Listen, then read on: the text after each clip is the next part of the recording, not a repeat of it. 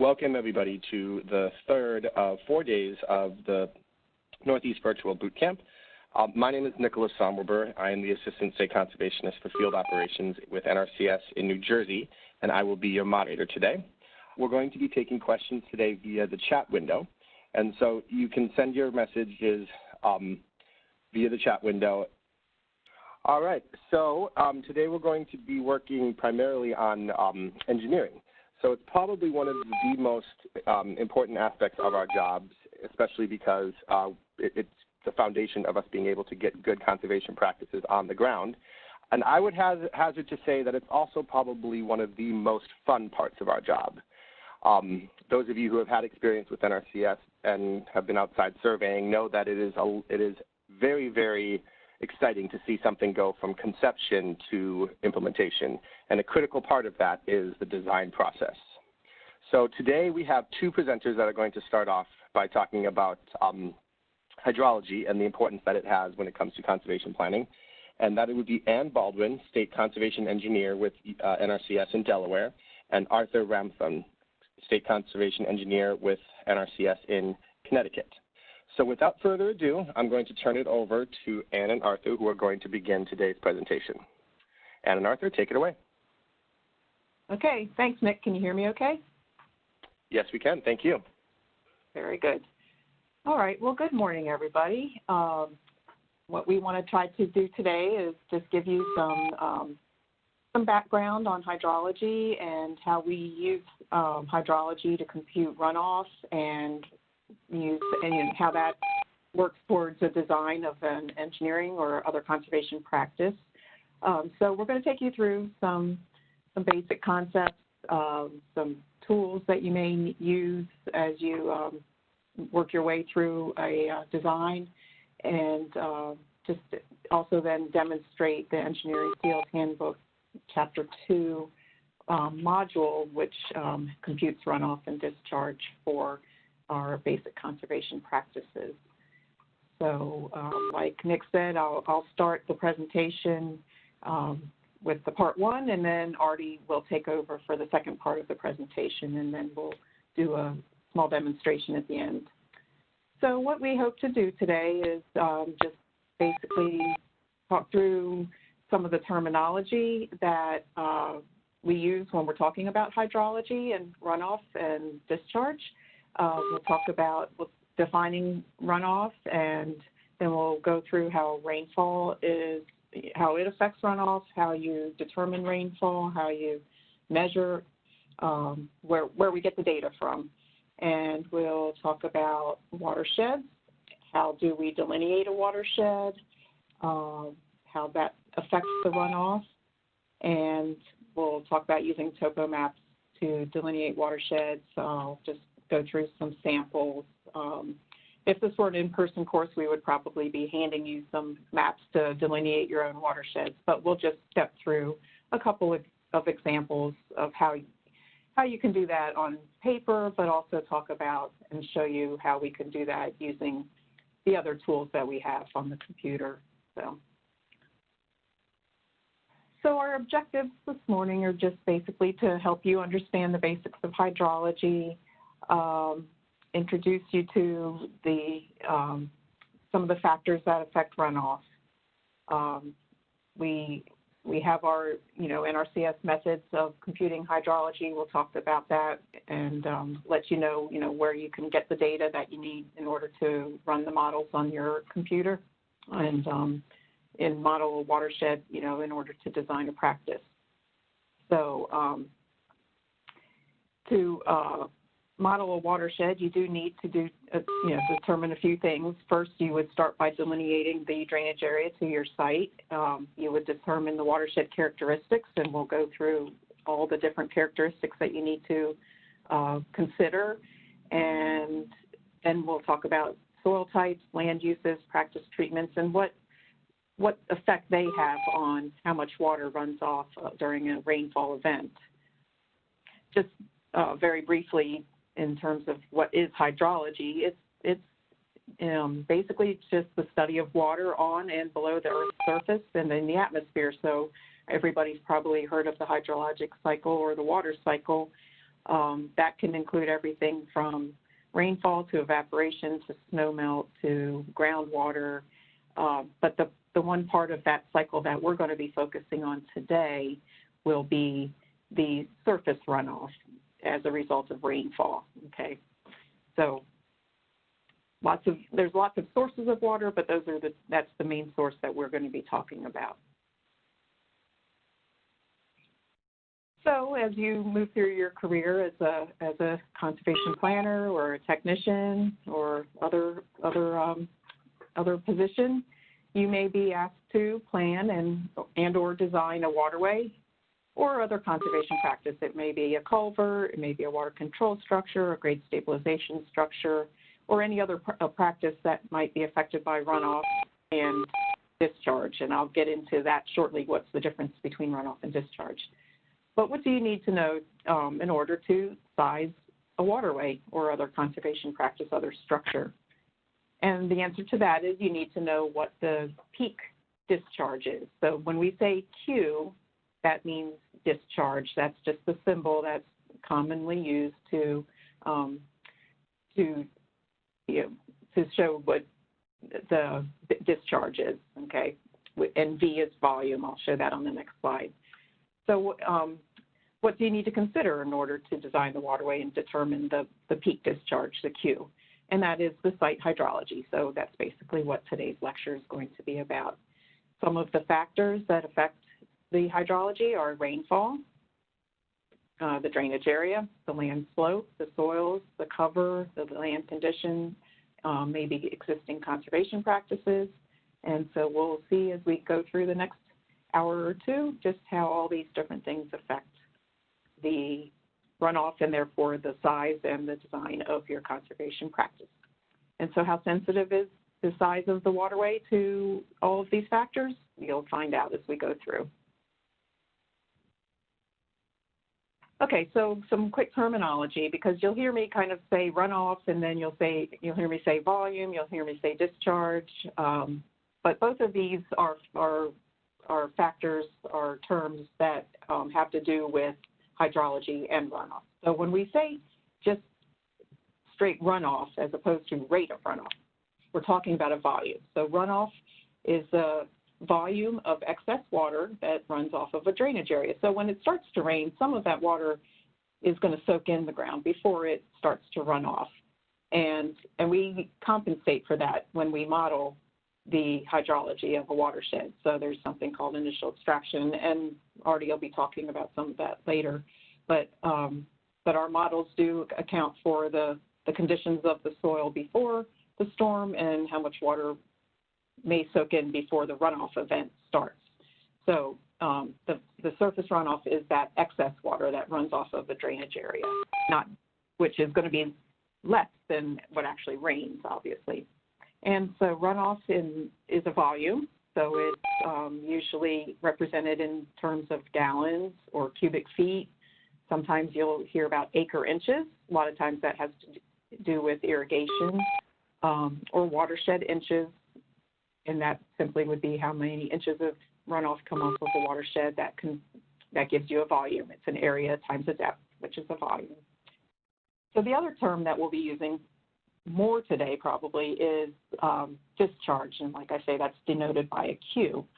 And so discharge is the peak rate of runoff from a drainage area. So you have a volume, but you have a volume over a given time. So that makes it a rate, volume per time. So that's usually represented in gallons per minute. Cubic feet per second mostly is what we'll use when we're designing conservation practices. Gallons per minute, again, that could be more of an irrigation term. So any kind of volume over time will give you a rate, and that is our discharge.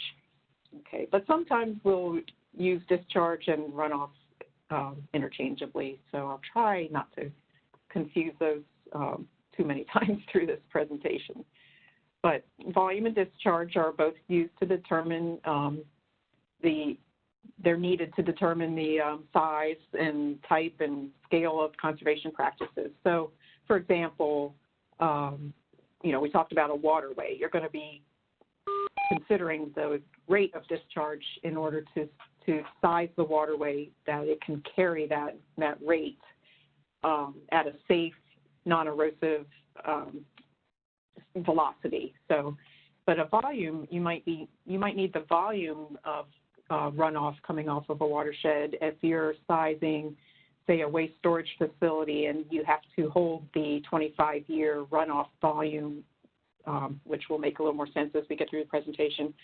But that's when you may need a volume versus a rate of discharge, okay? So let's see.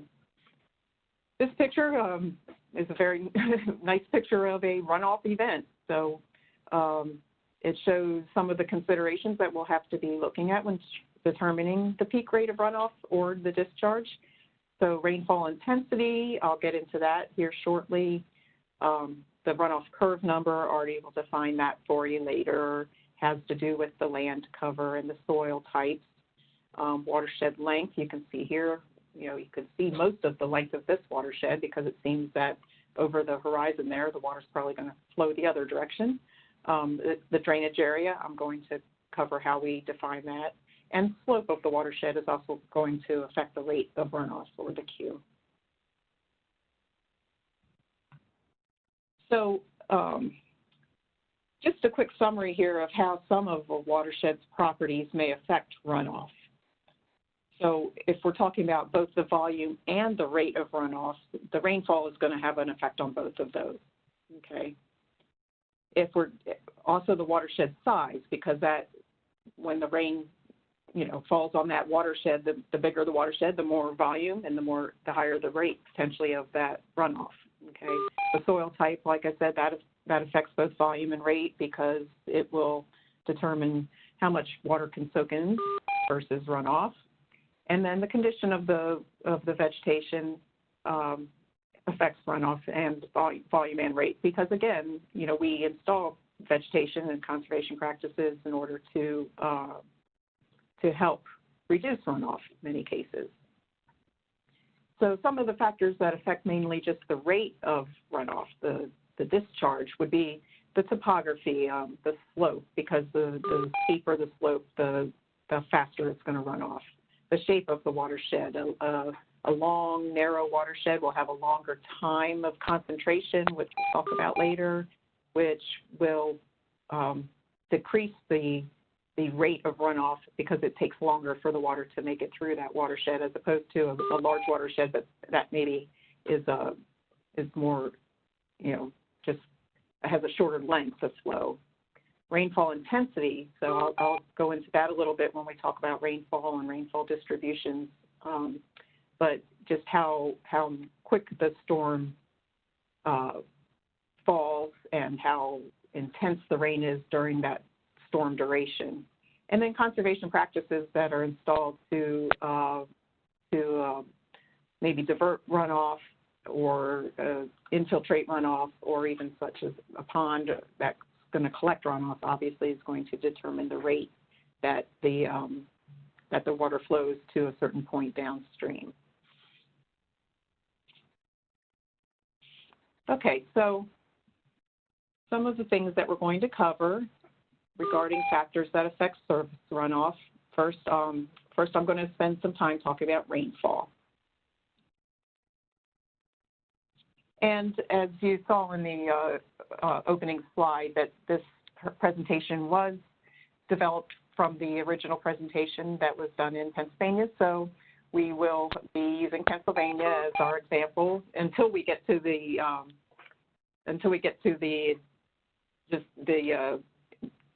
display of the model later, which will be based on Connecticut data. So, so you can see that, typically in Pennsylvania, 40% of the days there's some rain, 60% no rain. I mean, how many times do we have what we would call a typical year anymore? It doesn't seem to happen. So some of this kind of data or these statistics seem to be, true more often than not. But this will vary widely around the United States as we're just the Northeast represented here, most of the data that we're going to see is going to be similar for your state because, we are all in the humid climate here. But you can find this type of information for your state pretty easily, I'm sure. So when we design for conservation practices, we can't design for every potential rainfall event. If you look in practice standards for certain practices, such as a waterway, they're developed with criteria for design for what is reasonable for most situations, but still economically feasible and, just kind of based on the risk.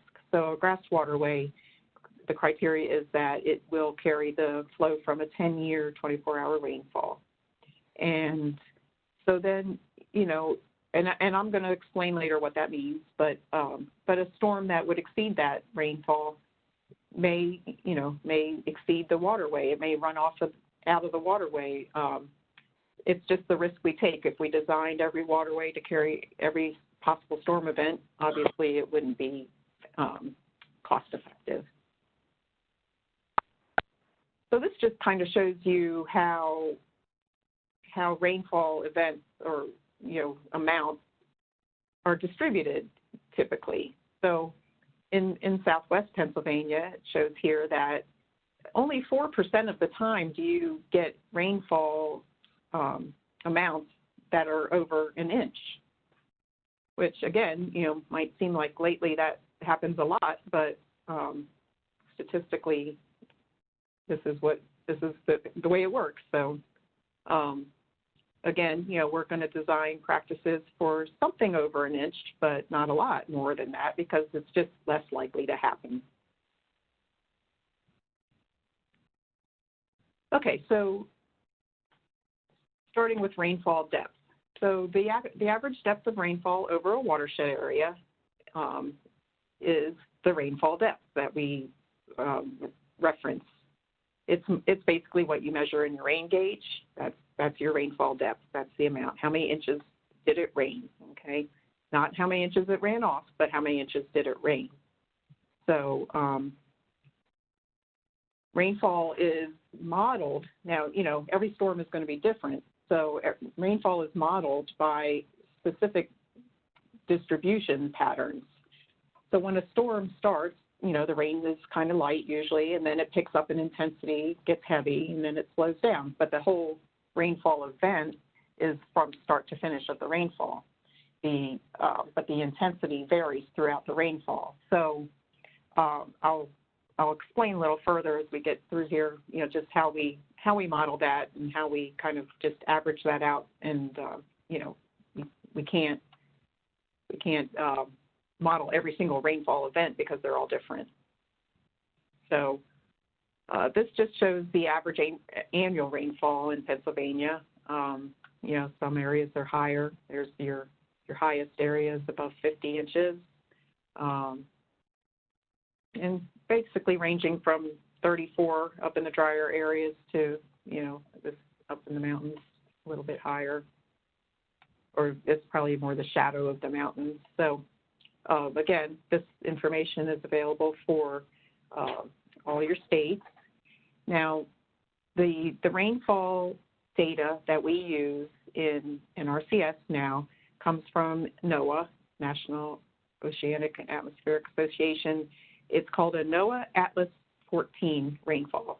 So that we just changed to that several years ago, but it's many different agencies, groups model or measure rainfall, but that is the rainfall that we use, the NOAA Atlas 14. And your engineering staff can help you get the rainfall information that you need to run the Engineering Field Handbook Chapter 2 and other models like TR55. We have data files with the NOAA rainfall data already loaded in for every county in every state. So I mentioned rainfall distributions. Again, a rainfall distribution meaning how the intensity of the rain varies throughout the storm event. So in Pennsylvania, for example, there are 4 types of rainfall distributions to cover the variations in how the rain falls during storm events in Pennsylvania.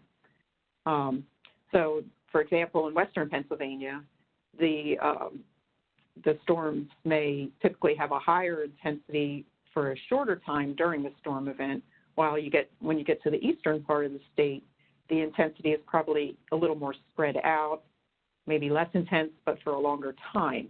So that affects runoff, and that's why we try to model the distribution as close to what is normal for a certain region. Now, some states may just have one distribution for the whole state. It just depends how the rain, how the storm events have historically happened and, what's been measured. So those rainfall distributions, sorry, I'll flip back here, they're based on actual measurements. And so the lines just, aren't set by any boundary of any other kind of boundary except for the actual data. But what we've done for our modeling is to take that information and actually base it on a county level. So if you're in a county, you don't have to go find where you exactly are for that actual distribution. So here in Pennsylvania, you can see that there's 4 distributions, and depending what county you're in, that's what you'll use. And when we go ahead and demonstrate the model, you'll see where that comes into play in the model. So these rainfall distributions are matched with a storm duration, whether it's the 1, 2, 10, 25, 100-year storm, to determine the peak runoff and the runoff volumes for a given drainage area. So again, check with your engineering staff.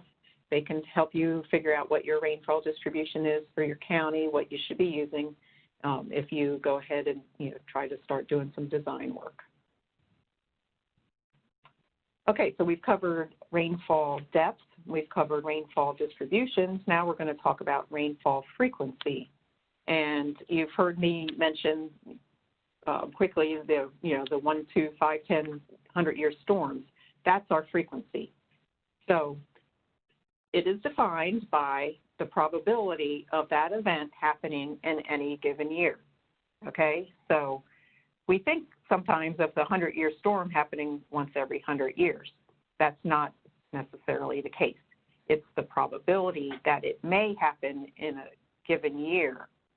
So a 100-year storm has a probability of 0.01, which is a 1% chance of happening in any given year.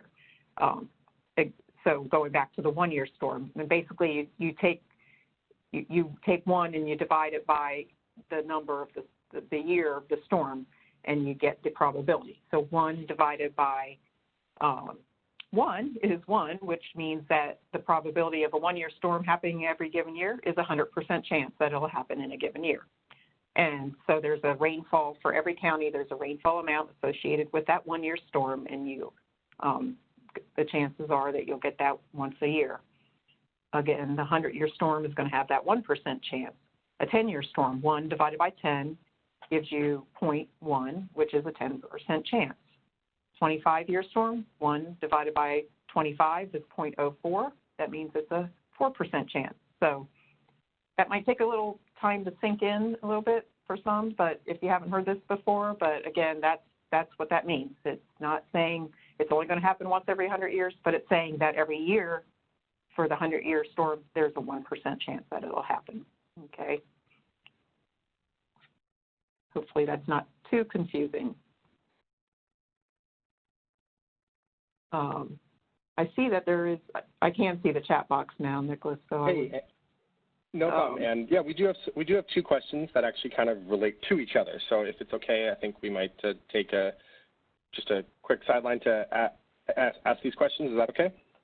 Yeah, that sounds good since it's what we're covering right now. Yep. So there are 2 questions that kind of relate to each other. I think they're good questions here. One, it seems like we are only getting heavy rains anymore. Are we taking these heavier rainfall events into account when planning, or are we still planning based on old rainfall data? Now, tying into that is another question. Has NRCS recently adjusted the size of our waterways we designed given the intense rain events are projected to become more frequent with the climate changing? Does NOAA have projected rainfall distribution data that they can use for planning? seems like everything is based on past rainfall data, which may not be sufficient going forward in the future. Yeah, so the question about NOAA having projected rainfall distribution data that can be used for planning, I'm sure that they do. And like I say, we just recently, it's been kind of maybe a 5 to 8 year process, but we recently have adjusted our rainfall data and distributions to reflect some of the changes that have been occurring. And so that's going to be a constant process. And so as we adjust our rainfall data and our distribution patterns to adjust to changes in the climate, the design of the waterways and other practices will adjust accordingly, because we will be sizing them based on the say higher discharge, if that's the case.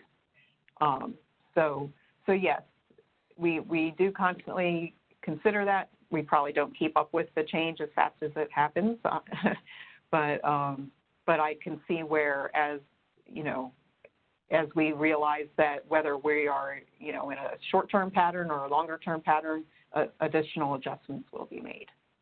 So hopefully that answers the question. Thank you, Ann. Yeah. Okay, so that was frequency. Here it just gives you an example of some of the frequency depths. So I mentioned that for various storm events, to 10 and 25-year storms are represented here. There are rainfall depths associated with them from the NOAA Atlas 14, and these would be also representing distributions. So the frequency and the depths differ by county, and this data, your engineering staff can get you those data file that will automatically be entered into EFH2 as you go to do your design work. And it's, so like I say, it's state and county specific. Okay, just another picture of the distribution patterns. And this is the distributions just shown in a, represented in a graph here.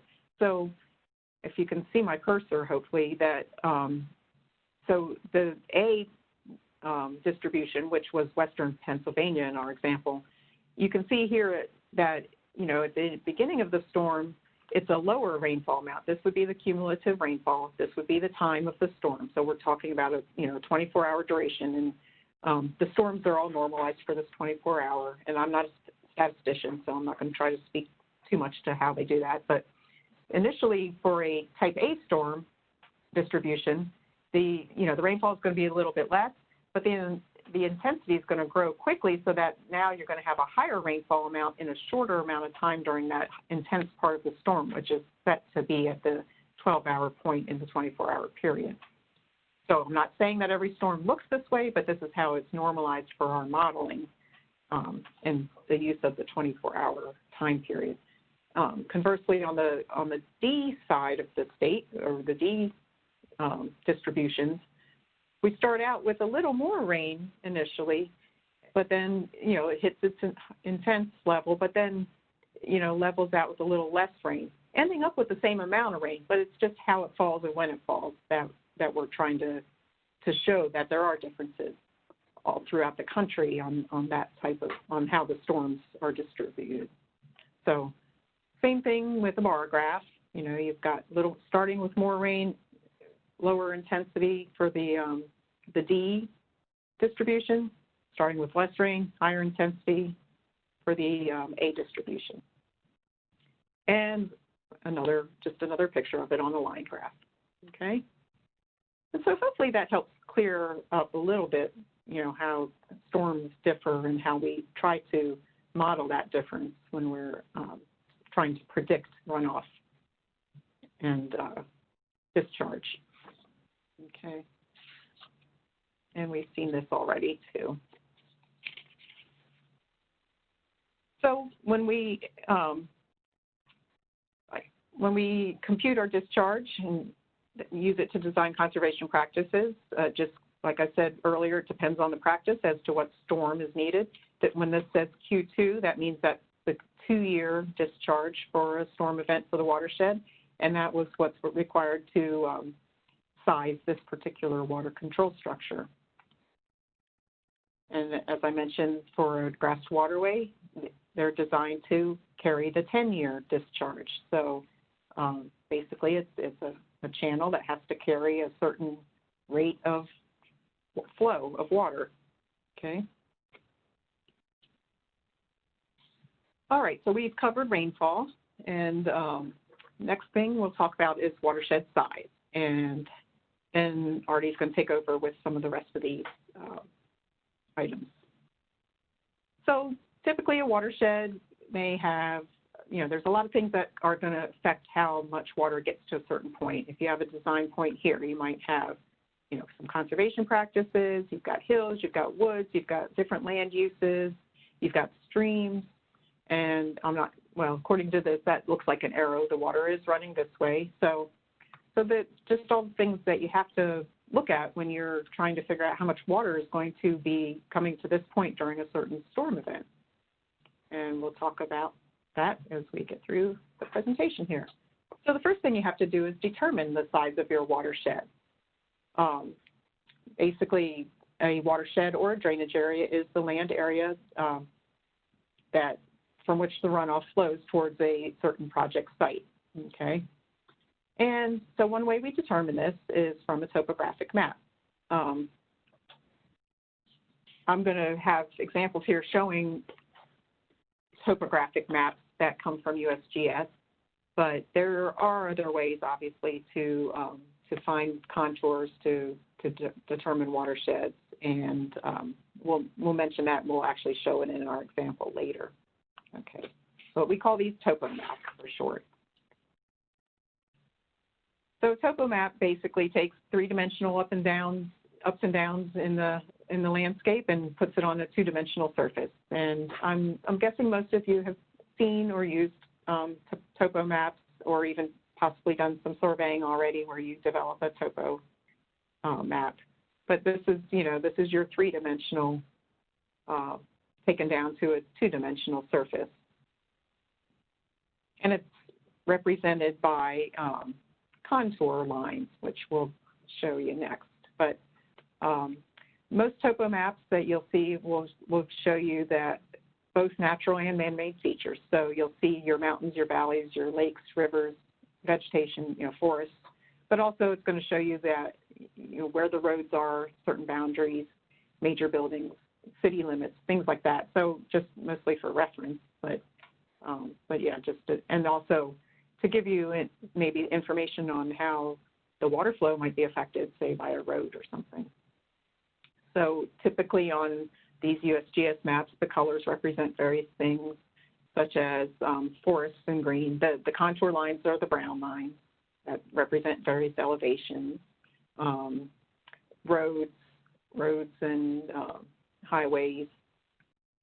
So large buildings or cultural areas. So, and blue is water, of course. So to interpret topo maps, and again, if you haven't really used topo maps, it takes some time to get used to what you're looking at. So the contours on the topo maps represent lines of equal elevation, so to a height above sea level. So it's not just a random elevation, it is a referenced elevation. And a contour interval is the distance between the contours. So whether it's a 2-foot interval, a 10-foot interval, a 20-foot interval, if you're looking at a contour map, it will always have the same contour interval. Otherwise, that would be very confusing. So there may be even, contour intervals of a half a foot if you're down on the Delmarva coastal plain where you don't have a lot of elevation change. That sometimes you need to develop your contour maps on a much, even less than a foot of contour interval. So this depicts how a contour map shows a certain feature as a hill. So where you would see it this way in cross-section, it shows up like this on a contour map. And this has a 10-foot contour interval, so there's 10 feet between the contour lines, and these are the elevations. So hopefully that helps make sense of what I'm trying to talk about here. And if you're looking at a contour map, whether it's a LiDAR developed or actual on paper from USGS, the closer the contours, the steeper the site, because this is at a given scale. So, you know, here the contours, to go from, these are typically 20 foot, to go from, say, 1,000 to 1,200 feet, which this way, you know, it's going to take longer there than it is going to be to go from, you know, that 20 foot in this contour or this part of the hill. And then the farther apart the contours, the flatter the site. And like I say, you know, when you get down to the lower eastern shore of Maryland or southern Delaware, these 20-foot contours don't show up much on a map. So we have developed other ways to figure out which way the water flows. Or nowadays you can get your 1-foot contours on LiDAR or GIS. So just some features that you can pick up when you're looking at a contour map. Peaks are going to be these, you know, the circles, the top of the hill, like you saw on that other slide. As you're looking uphill, your ridges are going to be your U's, and then down, your valleys are going to be these upside down V's. And I have a slide later that'll show that a little better, but basically, you know, as you're coming across here, the elevation is going to rise, and then it's going to fall as you get to the valley. So I'll show that in a few slides later. We have what we call saddles. That's just going to be an area between two peaks. And again, there's another slide that shows that a little better coming up. So here's your ridges and your valleys. You have your contour. You know, here 880 is going to be, if we were to draw a cross section across here, you're going to go from a high elevation to a low elevation, back to a high elevation, and then your ridge is going to be the high elevation, back down to the low elevation, back up to the higher elevation. So that's how the valleys and the ridges show up on a contour map. And this shows some of the other features, like your between the contours here, you know, shows that flat area. This one here is the saddle. That's why we call it saddle. It looks like a saddle. Two higher elevations with the flat area in between. There's a typical peak. Here's one where it's steeper on one side, flatter on the other side. Okay, so that just gives you a better idea of some of these, how these features show up on a contour map. Okay, so what do we do with a contour map? How do we use that to delineate a watershed? So it's very useful in that, because we can see the elevations and where the peaks and the valleys are and such. That's how we can decide which way the water is going to flow and how we can tell what the watershed is going to be to a certain point. Okay, so when we delineate a watershed, we start by locating our outlet. This is our design point. This is where we want to know what the discharge is going to be to that point. So you take that point, you decide which way is uphill. Here the numbers get higher this way as opposed to this way, and you start marking out the peaks, the high points within that area of the watershed. You don't need to cross over anywhere that you see another blue line, because that's going to be another stream, which means the water is going to run towards it. So just start by marking out your X's, okay? And then you go to one side of your study point and you start drawing a line perpendicular to each contour. So you cross the contour lines perpendicular and you connect the X's. Crossing, crossing, crossing, crossing.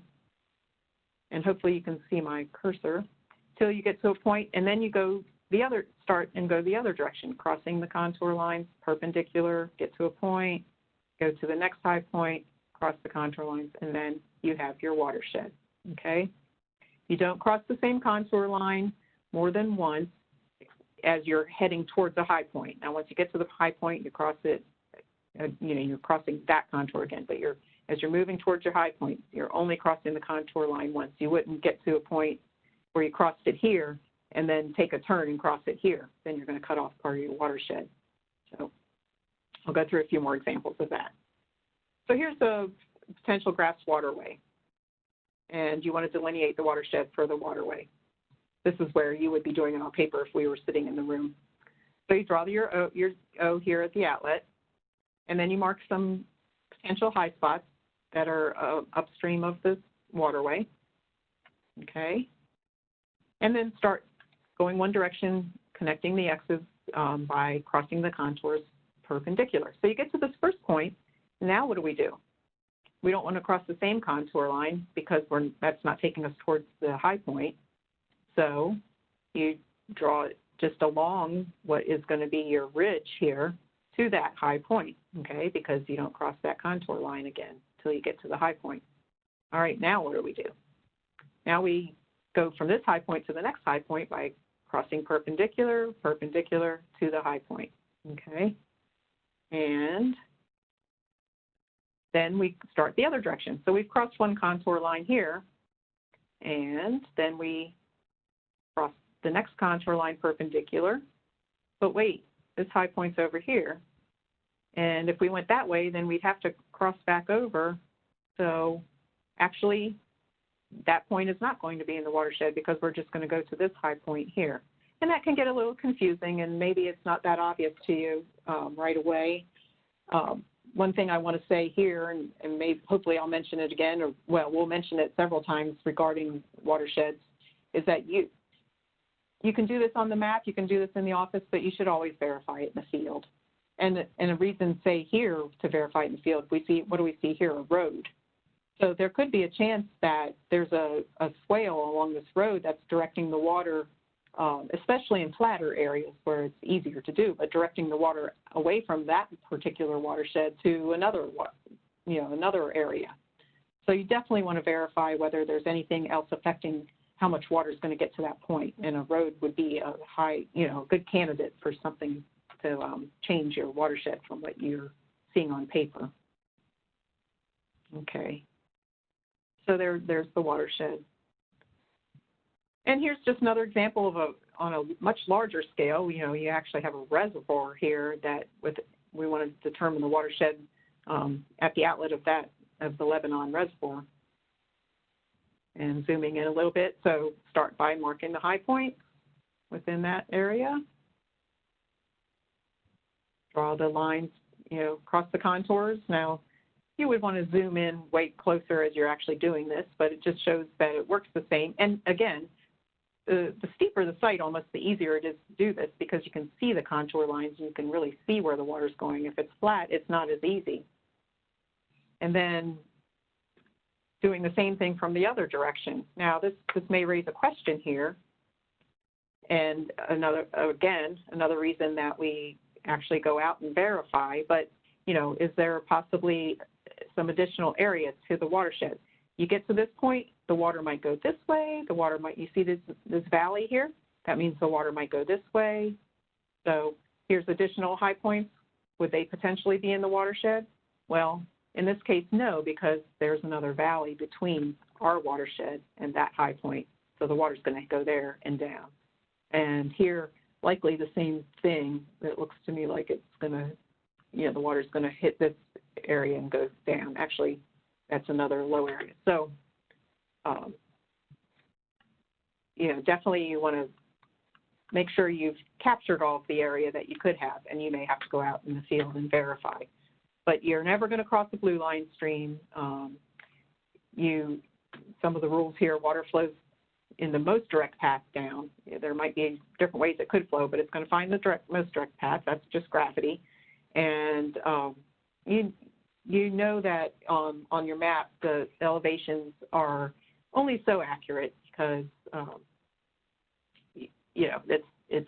that's just it. It's a map that's been drawn based on some survey data, but not every square inch has been, surveyed, and it's not represented to that level of detail. So when in doubt, walk the boundary in question. That's what we want to learn from this part of the lesson. Okay, so what? We have a watershed boundary. Now what are we doing with that? Well, that's how we determine the area, the acreage of the watershed that's coming to a certain point, because we need that area to determine how much water falls on an area to get a volume, to get a discharge, okay?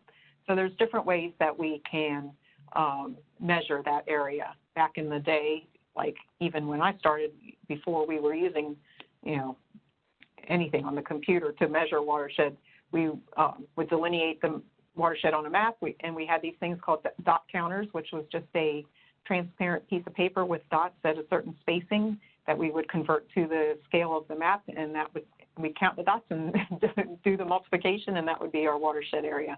There was also a tool called a planometer, which we could take and draw a line around the watershed line that we had delineated, and it would compute based on the scale of the map. It would compute the area for us.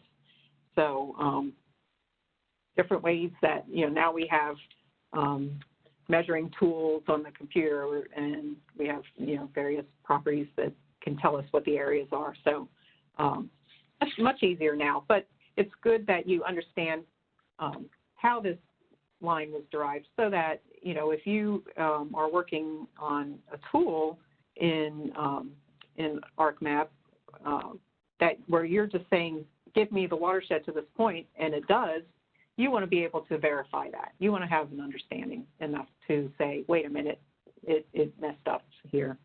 So, you know, it's not always going to be a perfect answer from the computer just because the computer said so. Okay, so that's our watershed. That's our topography. Just, you know, how that affects the size of the watershed and the direction of the flow. So we're going to take that information and now move into some of the other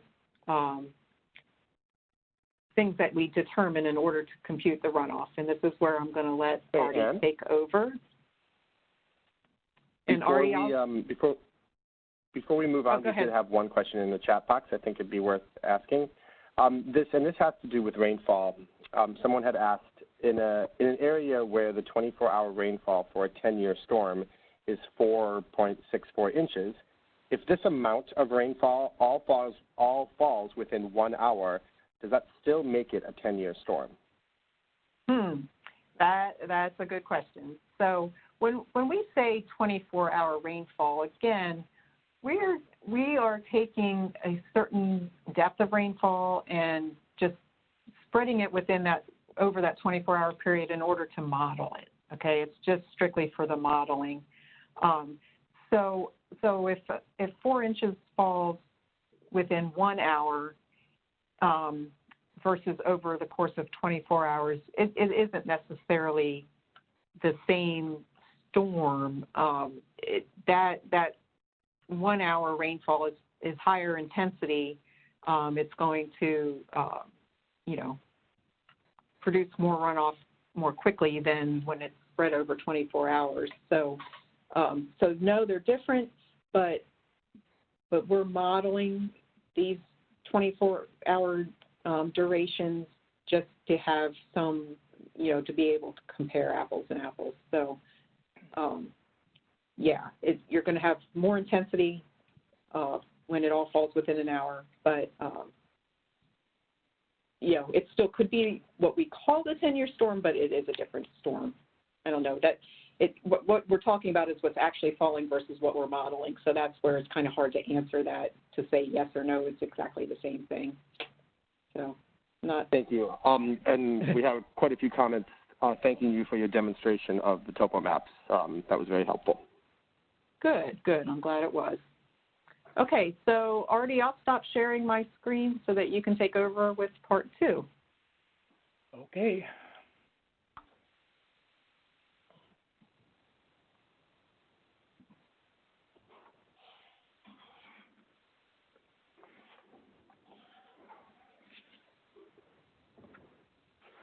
Oh, can everybody see that now? Yeah. Slide that was just there. Okay, yes, Mike? we see part 2. If you could change it to full screen, please. Oh, yes. View. Full screen mode at the bottom there. There's a button that says read mode and full screen mode. There we go. Thank you. Well, good morning, everyone. My name's Arthur or Artie Ramthan. I'm the state engineer in Connecticut. I been doing this for 11 years. Before that, I was a field engineer here in Connecticut, and then before that, I was an area engineer in Kansas, and before that, I was a district technician in Michigan.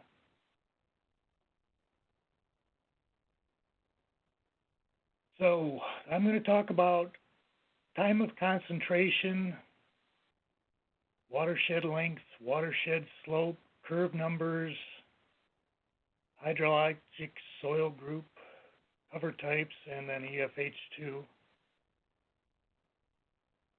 There's only one slide on time of concentration, so let's make the most of it.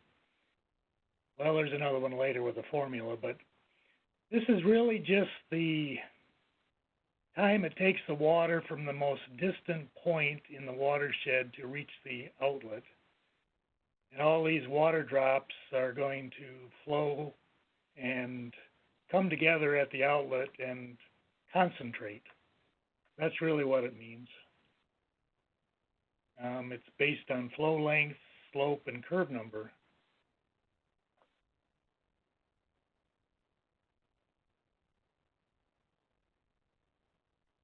Watershed length. It's the longest flow path through the watershed. Okay? The longer the length, the smaller the peak flow that occurs relative to the watershed size. That's a fairly outrageous statement. We'll try to figure out why that is.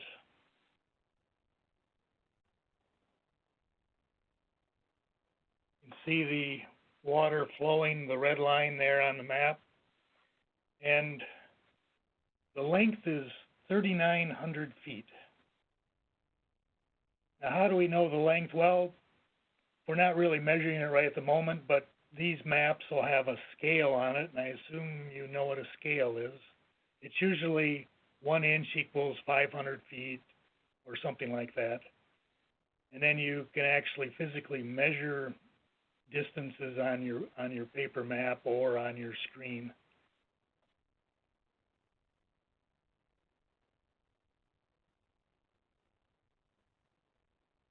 So we're going to alter the watershed length with a conservation practice.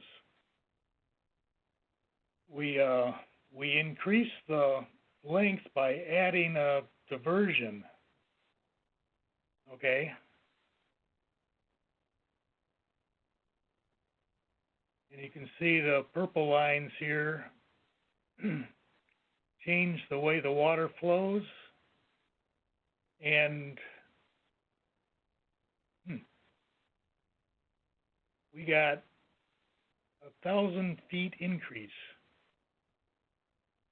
Okay. That did two things. It made the water travel a lot farther. So what happens when the water's got to travel farther? It takes longer. There's more time. It takes more time to get to the outlet. That is where the smaller flow rate comes in, just because flow rate is volume divided by time.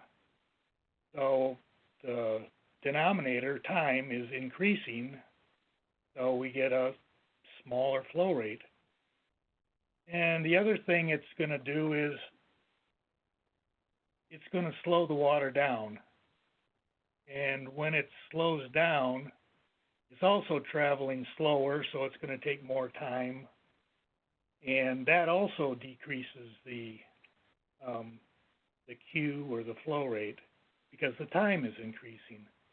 And when it goes slower, it soaks in more, so that it actually loses more water along the way, and it stops erosion, because fast-moving water tends to cause erosion a lot more easily than slow-moving water.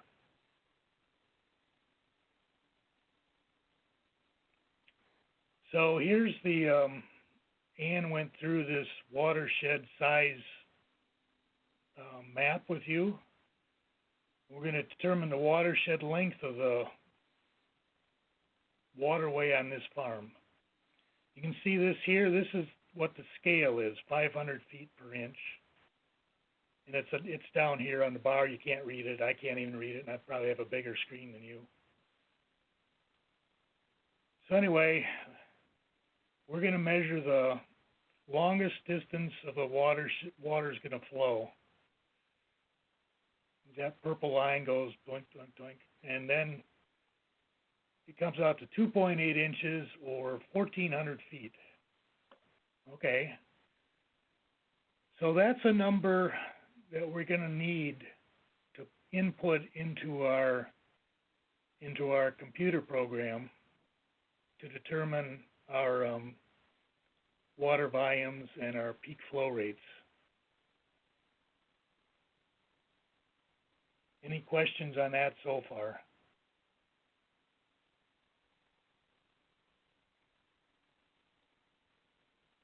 Okay. We do not have anything in the chat at the moment. Okay. We'll move on.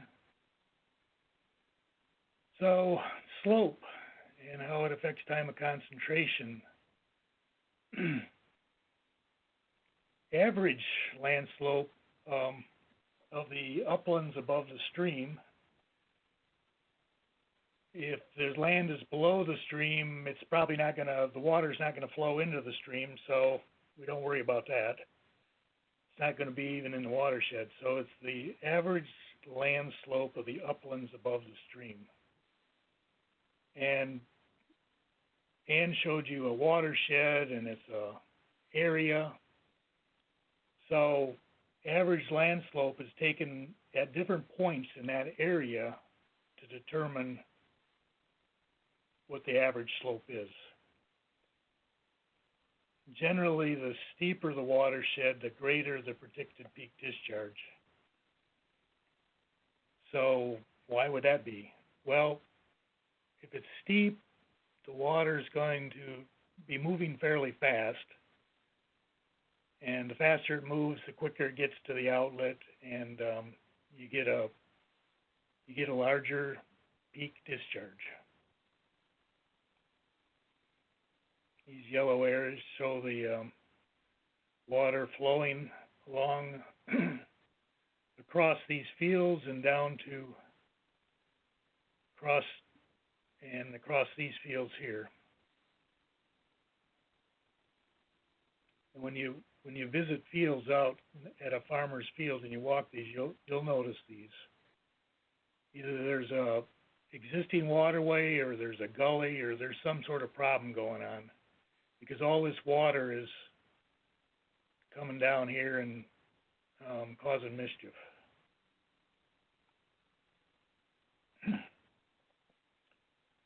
So, slope in general terms. It's rise divided by run times 100. So, run is a horizontal distance, and rise is a vertical distance. And if you go with a 10-foot run and a 1-foot rise, you're going to get 1 divided by 10, which is 0.1, and then times 100, that'll end up being a 10% slope. Now, if you're out in the field and you've got, say this, you had a 2x4 and a partner to work with, and a carpenter's level, you could put a 2x4 here and a level and make this level. And then if your partner could measure over here the vertical distance and get the rise, you could get those two pieces of information, and you could get the slope. And I don't know if you've ever heard of a clinometer. I'll try to show you that after I'm done talking at the end. It's a handy little tool that you can determine the slope all by yourself out in the field. Basically, you just stand, if you want to determine this slope here and you're about the same height as this fence post, your eye level, you stand there and you can take that, measure that angle directly with a clinometer. They're a little tricky to use, but once you get used to them, you have to use them with both eyes open. Average watershed slope. It's best determined from the hillside slopes that drain to the stream. There might be other little hummocks and hills around, but this is a good tip you're really interested in how the water flows to the stream. And it's not the slope of the stream bed. And it's not the total elevation change divided by the flow length. You'll have a topo map, and you'll understand what your total elevation change is, and you may have figured out your flow length earlier, but that's not what it is.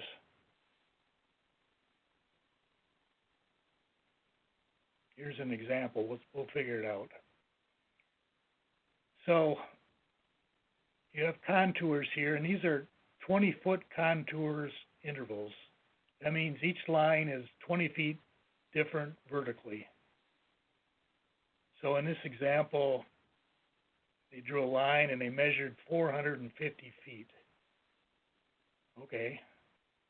So we know a vertical distance is 20 feet, and that's the rise. And the 450 feet, the run, is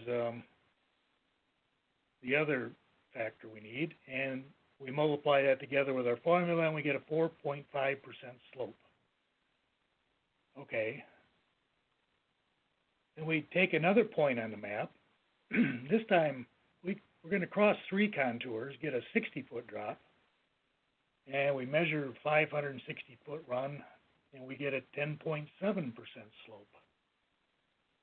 Okay, that's quite a bit of difference. So let's do a third one. We're going to do 2 contours here. We go 40 feet and measure 400 feet, and that's 10% slope. Okay, so we've got 3 different numbers. So if we average those, we get 8.4% average watershed slope. Okay. And that's an input into the EFH2 program also.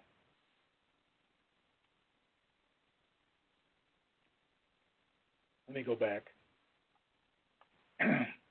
You can do these. You can take as many slope readings as you want. You don't have to do 3. You don't have to do 2. You can take some more over here. You can, just so you're within the watershed. And eventually, the average slope you get is going to really stabilize and not change much. Then your confidence in the watershed slope will be quite high. So let's see, let's determine the watershed slope of the waterway on the Nolt farm.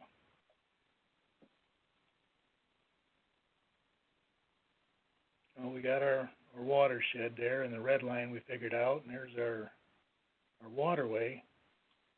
Slope 1, let's see, we got 20 divided by 300, 6.7. Slope 2, 20 divided by 350, 5.7.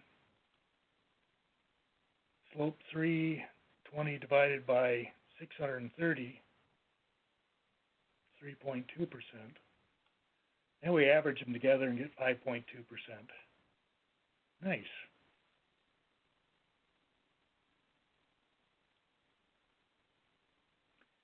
Any question on watershed slope? We currently don't have any questions in the chat box. Excellent, excellent. So, okay, factors affecting surface runoff. We've got a thing called a curve number. And soil hydrologic group, cover type, treatments, and hydrologic conditions. Wow, a lot of factors there. Runoff curve numbers. It's really just an index of the amount of runoff from a watershed. It's any value from 0 to 100, but for NRCS purposes, we really are limited to a range of 40 to 98. And 98 is like concrete. Even concrete holds a little bit of water. And then 40 would be like perfect heavy sod condition, tall grass that just the water just doesn't flow very good out of. So the higher the curve number, the higher the runoff. 100 would equal total runoff. Curve number is not percent of rainfall that becomes runoff. It's not a percentage, it's an index.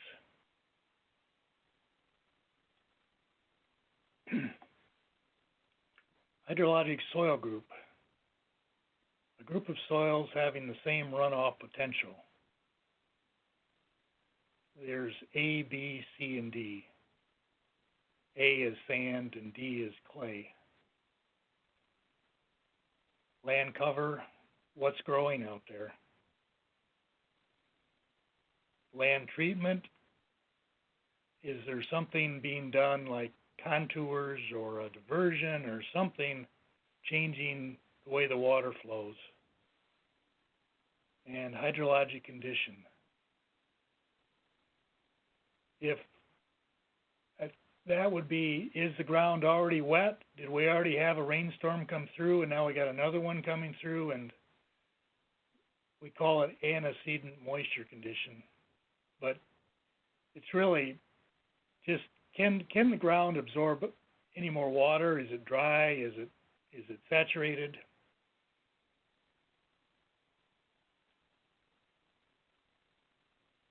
Here's our hydrologic soil group. From low to high runoff potential. So group A is sand. It tends to infiltrate fairly easily. And we got loams, clay loams, and clays. And the clay the runoff happens easier because the water just takes longer to soak into it.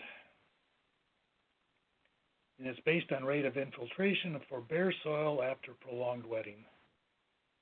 And you can have dual classifications. What the heck? A, D, B, D, or C, D. And what these typically are is drainage conditions. If you've got some a tile drain in a heavy clay soil, and they did an excellent job, and they put a lot of tile drain in, maybe even a French drain or something like that, then you're going to get that designation, AD. The trouble with these designations is the tile drains, they're a little hard sometimes to tell if they're working right, especially if they've been in there for 40 years. Say, Arthur, we actually had someone ask the question about that specifically. Okay. Could you elaborate a little bit on, in the case of when we see those split designations or dual designations, which one we typically utilize in terms of planning? And also, are there any natural occurrences that might happen? For instance, maybe a clay zone underneath a certain soil layer that might prohibit infiltration. Would that be another example of how we might have a dual classification? So, good question. So the conservative thing to do is, if you know you've got a tile field in a hydrologic group D soil, a clay or heavy soil,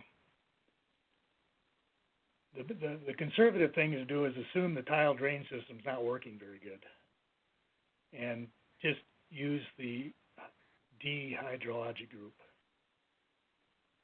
That's the safest thing to do, because if you design a practice for the tile, depending on the tile system to work, perfectly, and then it doesn't, well, the practice you just designed for is probably going to get overloaded fairly quickly and could fail.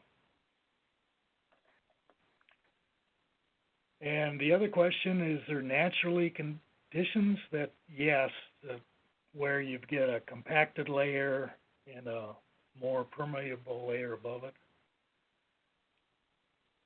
in my state, Connecticut, we've had some glaciers that have ran over the top of us a few times. And I think most of the Northeast, actually. Anyway, there's a hard pan down a couple feet below in most of our fields here.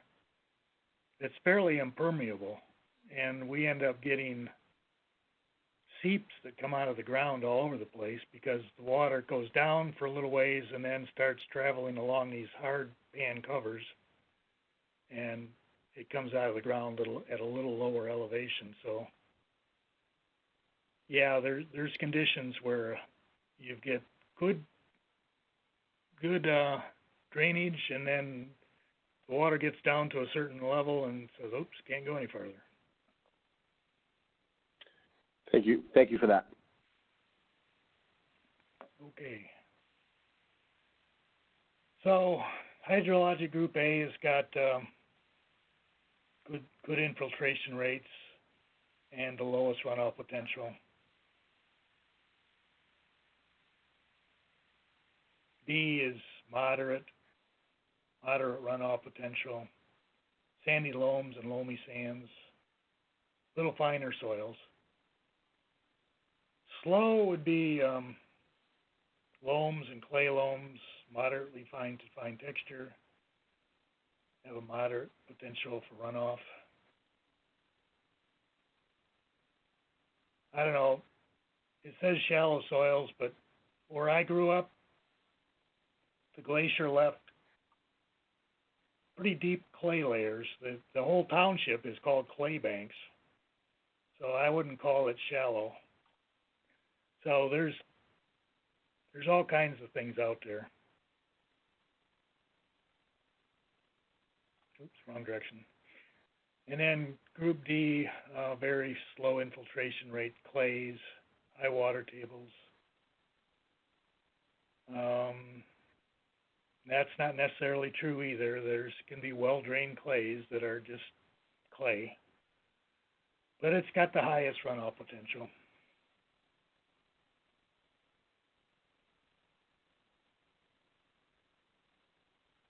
Dual hydrologic soil group, Bowmansville, BD, got a high water table, undrained.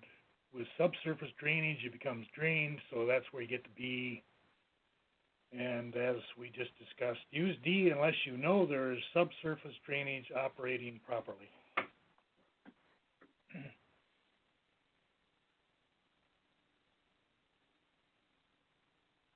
Where to find hydrologic soil group?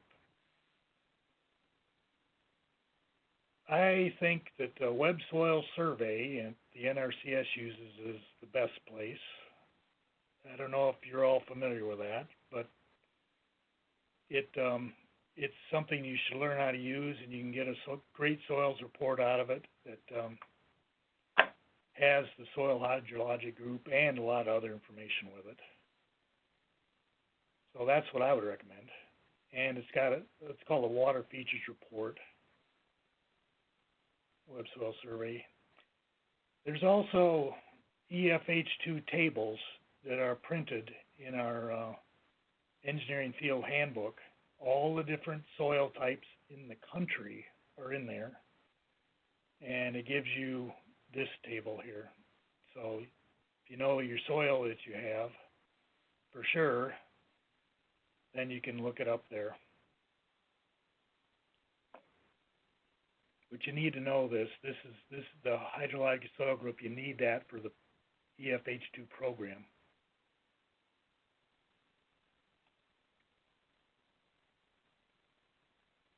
How land cover affects runoff. Well, the raindrops impact on soil is lessened if it hits a plant first, and vegetation tends to actually use a little bit of water. Uses water out of the soil. It increases evaporation. You've got a lot of surface there that gets wet, and so it's exposed to air, and it evaporates off. And interception delays the start of runoff. It's due to roughness. The water's got to work its way around and through and all over these plants, and So the more plant cover you have, the runoff actually delays quite a bit.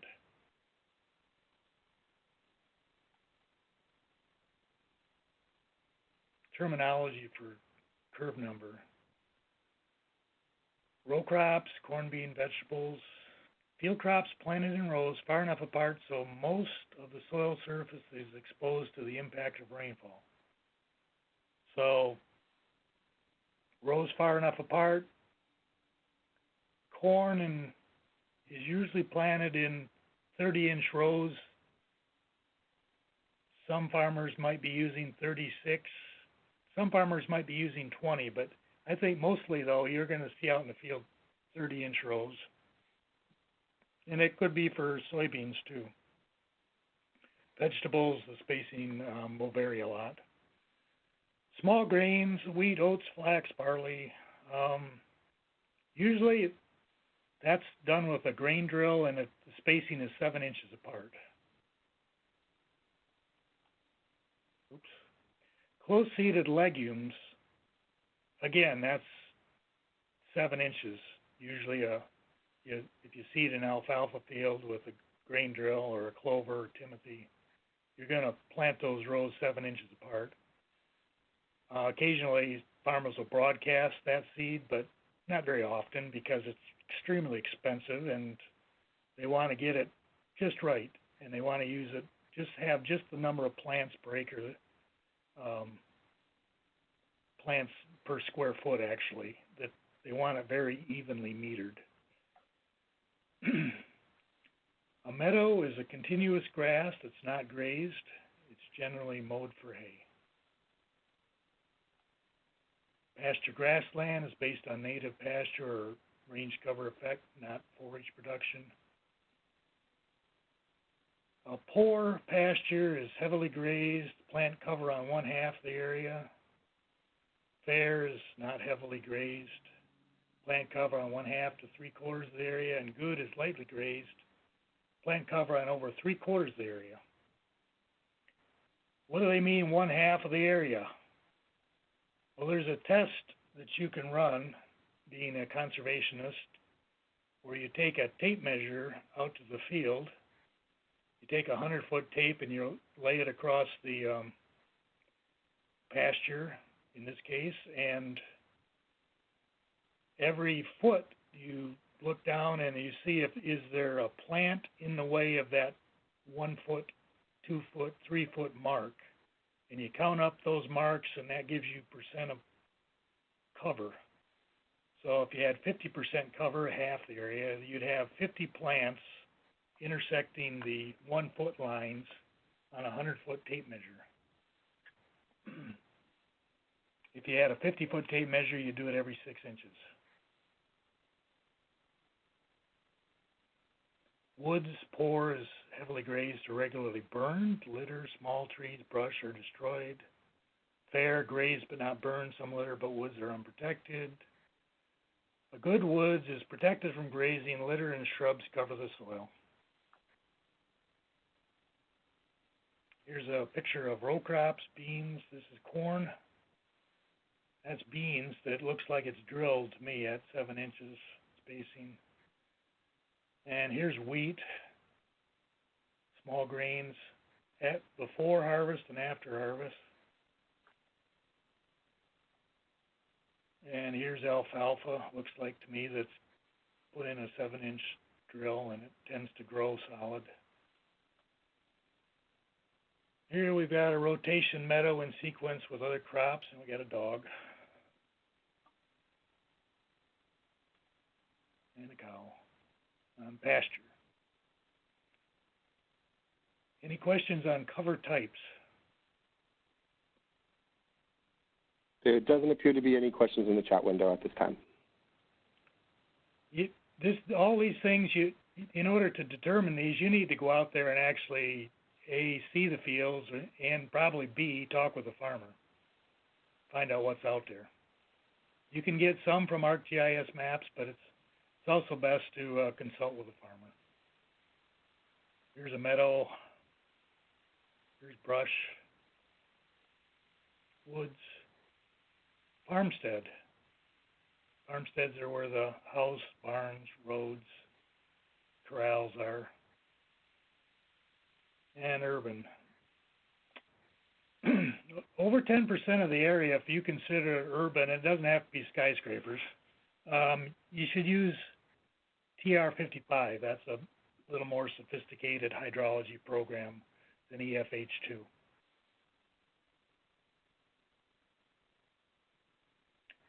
Cover treatments, terminology, straight rows, fields farming straight rows, either up and down or across slope.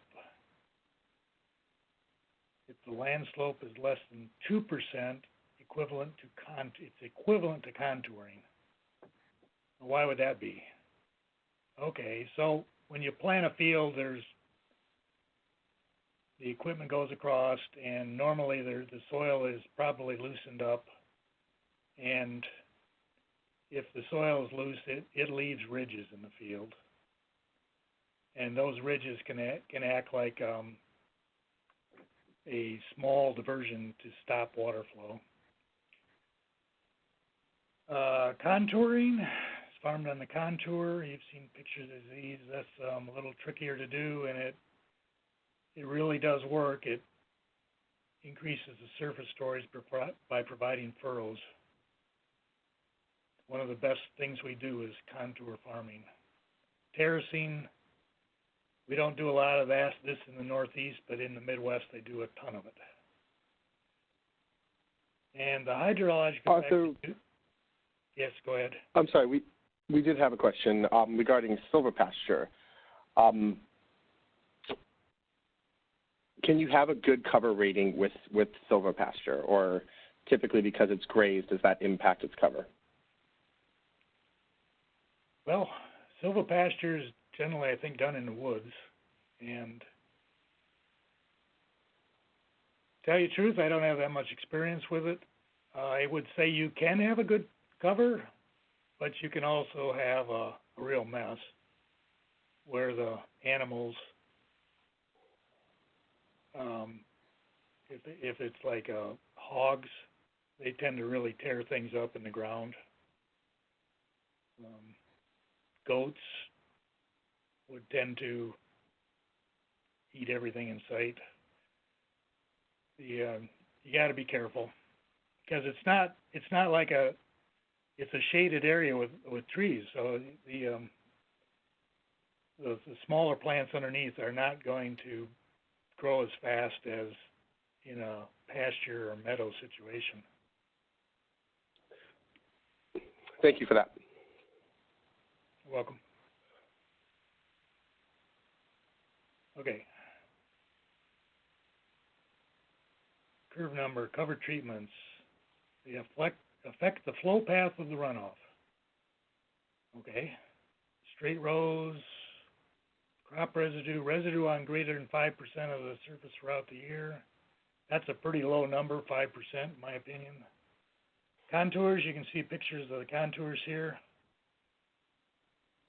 Terraced combination of treatments can be used. This picture is a picture of, looks like a chisel plow. Yeah. Anyway, you can see they're leaving residue, but they're also making furrows and increasing the roughness. But they're burying some of this. This over here is the surface residue, and it looks like about 3/4 of it is gone after the tillage.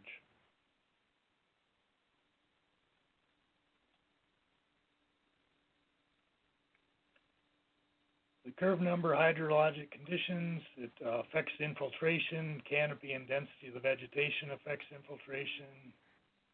It's important to have year-round cover, as we're seeing in soil health and cover crops, the way they're being used. The amount of seed you actually plant, the more seeds you get in, the more plants you get growing, the closer the seeds are.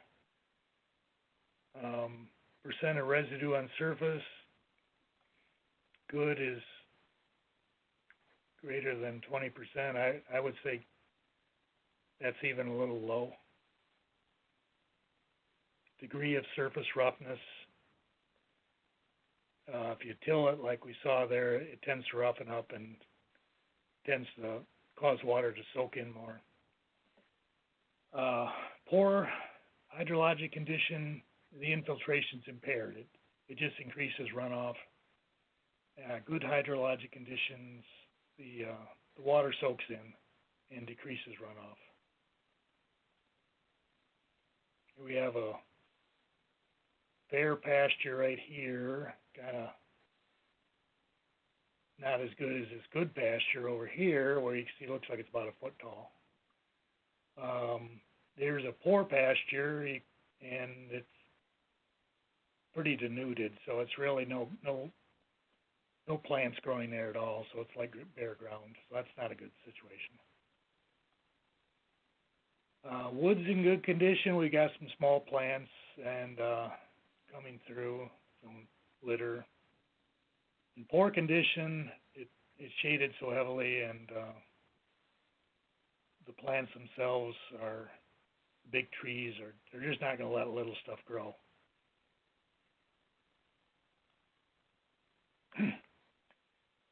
So, runoff curve numbers. We talked about cover crops, or row cover type, and row crops and small grain. The treatment is straight row, cover crop plus, and CR. What does CR mean? I looked that up. I think it means crop residue.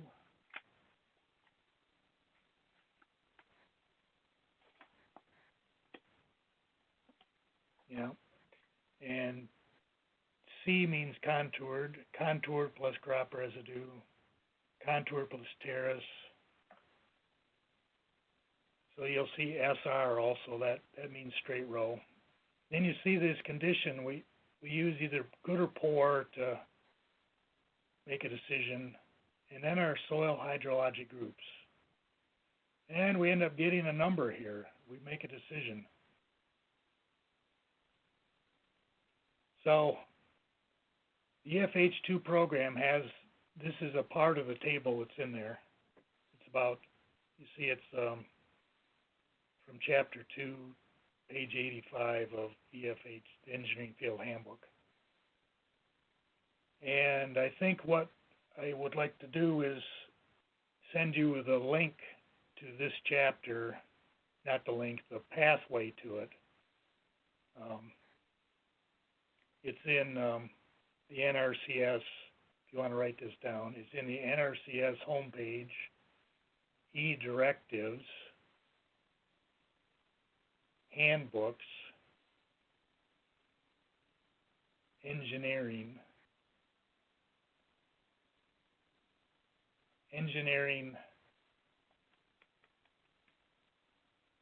not Field Handbook, Engineering Handbook, and then Part 650 has the Engineering Field Handbook. Anyway, that's something, that chapter, if you read that, that will summarize and go through in great detail what we're talking about today. Okay, so if you go to Engineering, National Engineering Handbook, Part 650, Engineering Field Handbook, Chapter 2, Estimating Runoff. I'll send that out so that you don't have to remember what I just told you. It's not that easy to find, but once you find it, you say, wow, this is what they just talked about. So here's some curve number examples. You see it's a pasture, and look at my notes here. You would get that information from your ArcGIS or from your field visit, or both. The percent cover, that's something you might have to measure. You might have to actually be in the field and measure, like I mentioned with the tape measure. The hydrologic soil group, you get that from your soil survey report And with that information, then you'll get a curve number. We've got 4 situations: pasture, residential, row crops, small grains, and a cemetery. So when we go through that with the charts, I end up with a curve number of 84 with the information there on a pasture. Okay. So that's a pretty high number. So what's a high number say? It says that we're going to get some decent runoff off that pasture. Probably mostly because of it's a hydrologic group D. The second example is residential, and you from your ArcGIS map have figured out that 30% of the surface area is impervious, maybe due to buildings, driveways, and the soil group you've determined from your soil survey report is a C, so you end up with an 81. Okay. And then let's do a corn, beans, wheat rotation. We've got no-till and cover crop. So this information you would be getting directly from the farmer. You'd have to be discussing this with him. All 3 of these things, the rotation, the no-till, the cover crop, if he farms up and down the slope. So you would get all that from discussion with the farmer. And then you'd get your hydrologic soil group from your soil survey report. You could get a curve number of 75, which is not too bad. And in our cemetery, okay, well, we're not going to go out and talk to the dead people. We're probably going to have to assume that this is like a park. Within the engineering field handbook, they have parks and grass situations. So we could do that with GIS, and we'd get our hydrologic soil group. We know it's an A soil, and we get a curve number of 39, which is darn good. Practically impossible.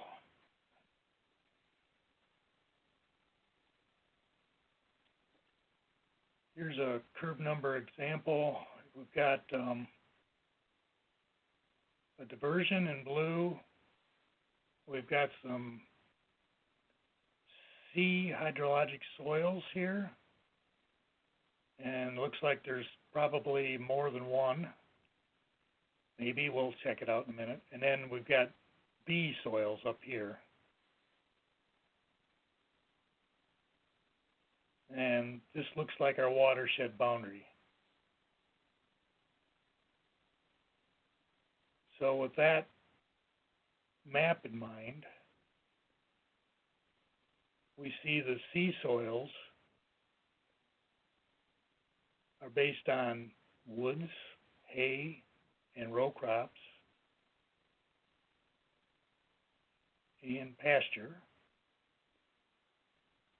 Soil name and soil. We didn't get the soil names here. We're not sure what the soil names are, but we got the soil hydrologic group, so we know the soil name. It's just not listed here. So we get our curve numbers, and then we multiply it times the acres. And the acres comes out from the soil survey report map. It'll give you those. So that's another reason to use the soil survey report. So you take 70 for a curve number, multiply it by 1, you get 70. And you do that for each situation. And you end up with a total acreage of 40 acres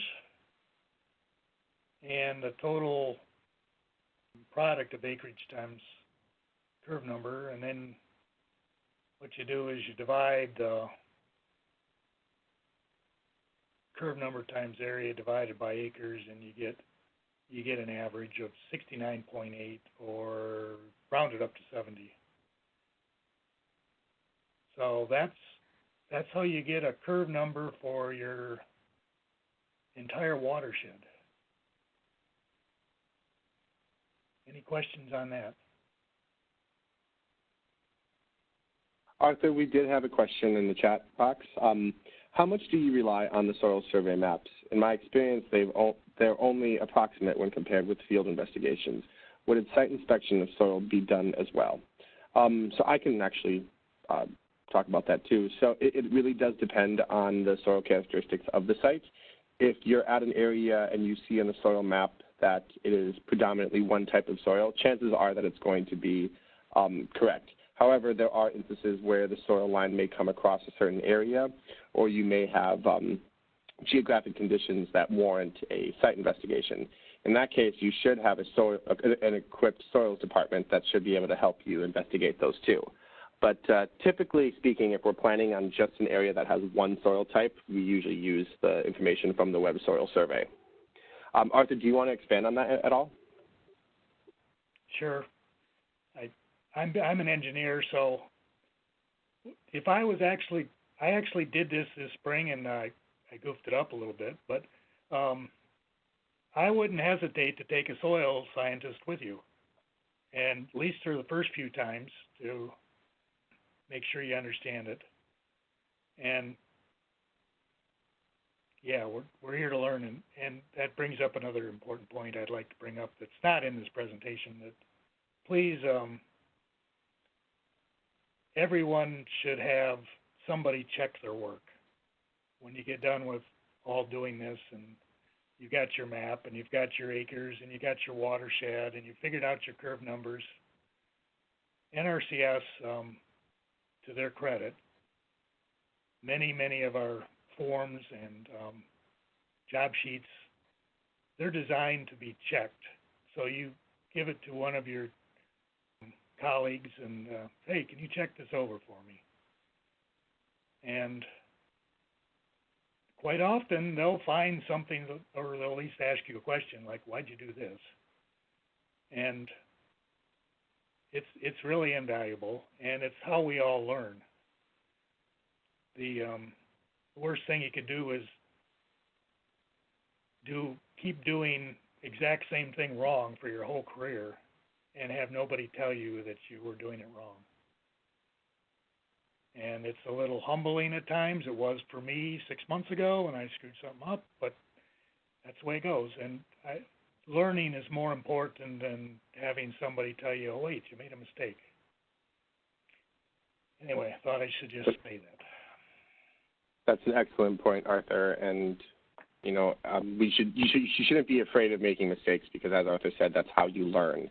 And we have checks and balances in place to help us catch those before we give them to producers. So to answer Cynthia's question, you should have access to a well-equipped soils team if you have any doubts that the soil hydrologic, or that the soil survey maps don't match what the infield conditions are. Because as we know, they are only estimates, and estimates based off of modeling.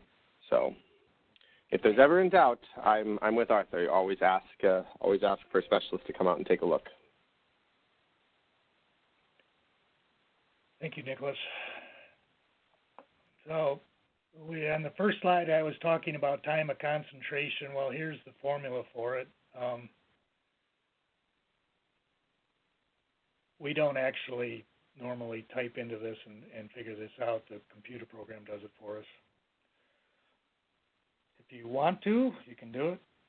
Just follow your algebraic rules and you'll be fine. Okay. So what do we do now? Remember back to earlier this morning, we're defining the parameters to design a waterway, right? Well, this relies on knowing the peak design flow, Q peak for the waterway. EFH2 can take what info we have gathered and determine the Q peak. So EFH2 is actually a computer program that should be on all of your computers under engineering applications. And every state has different rainfall data, as Ann mentioned, and you need to initialize EFH2 or have somebody in your state help you initialize it and get the right data loaded into it and the right rainfall types. Until you do that, it won't work if there's not any data in it. So here's our nasty storm event. Here's our computer program, what it looks like when you open it up.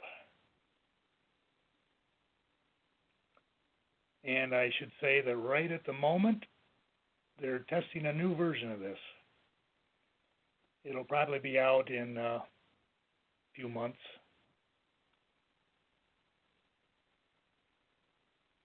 This was version 1.1.2, August 6, 2014.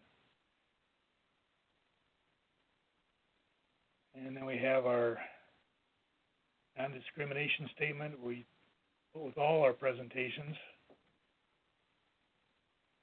So any more questions for me or for Ann? There doesn't appear to be any questions in the chat box right now. So when you open up BFH2, estimating runoff and peak discharge, that's the name of the program. There's an introduction, and so fine, you can't hardly read it. I'm having trouble reading it. The program has limitations. It gives you a single runoff curve number between 40 and 98. The watershed area is limited to 1 in 2,000 acres. It shouldn't be bigger than that or smaller than that. The watershed hydraulic length is limited to between 200 and 26,000.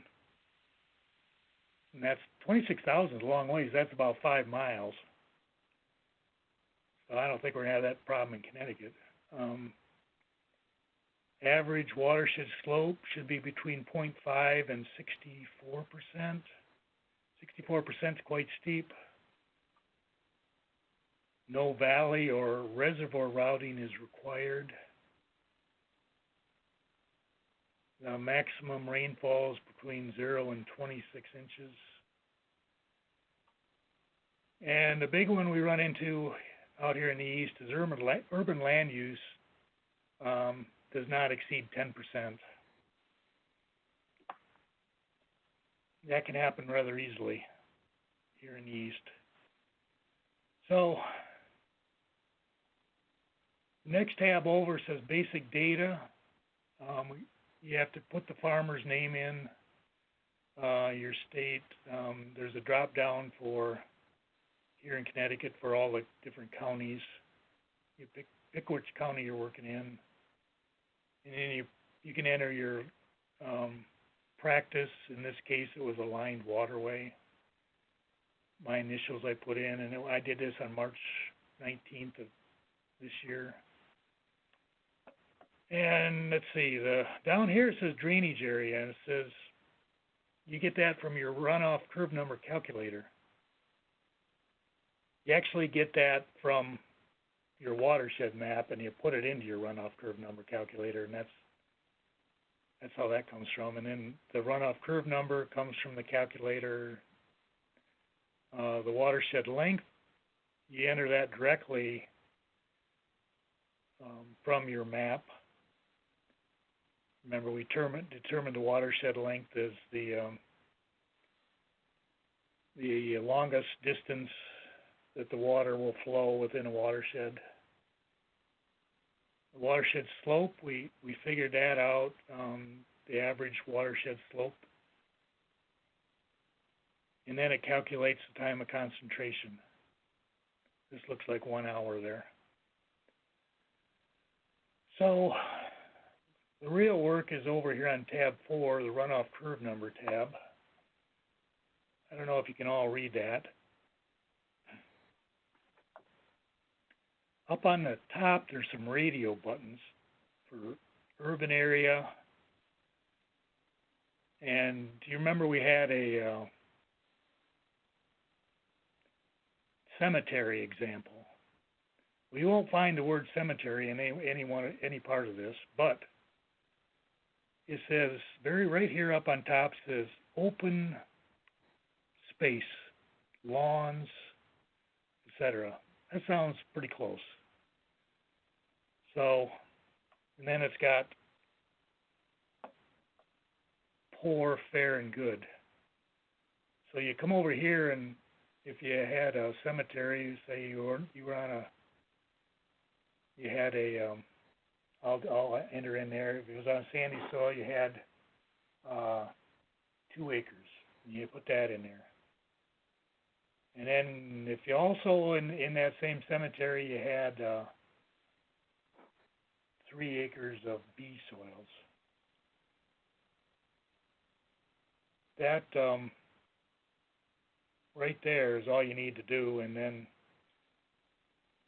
it just goofed up my calculations by adding that stuff in there. But when you come down to the bottom, and there's some questions here, acres or percentage, weighted curve number, you can accept it or not. And it gives you your accumulated area, 11.4. So this needs to match your plan map. You know your soils you have and how many acres you have. And if you can get that accumulated area pretty close to what your soils map is, you're doing good. And you can these acres can be, like I could put in 3.14. Oops, backspace.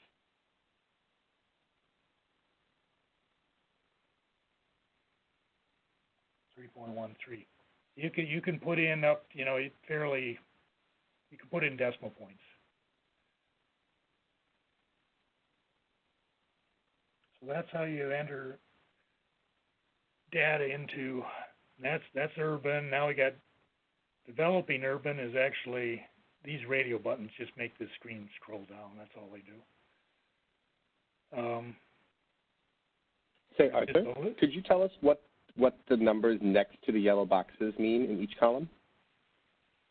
Those are, these numbers here, these are curve numbers for that soil hydrologic condition. So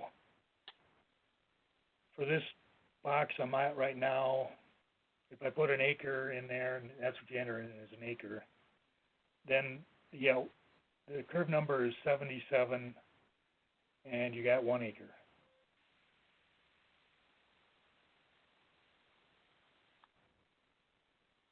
We had another question in the chat box.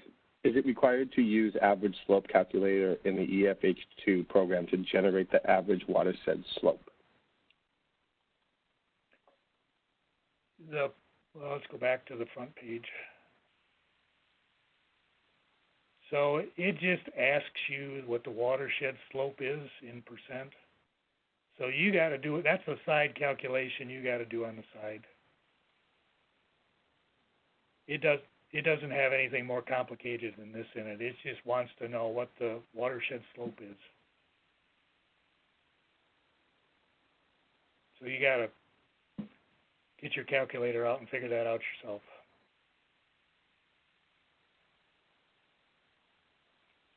So going back to the runoff curve number page, cultivated agriculture. So here we've got the fallow and row crops, small grain, close-seeded legumes, a rotation meadow, and then we've got bare soil and crop residue CR for fallow, and then row crops, straight row plus crop residue.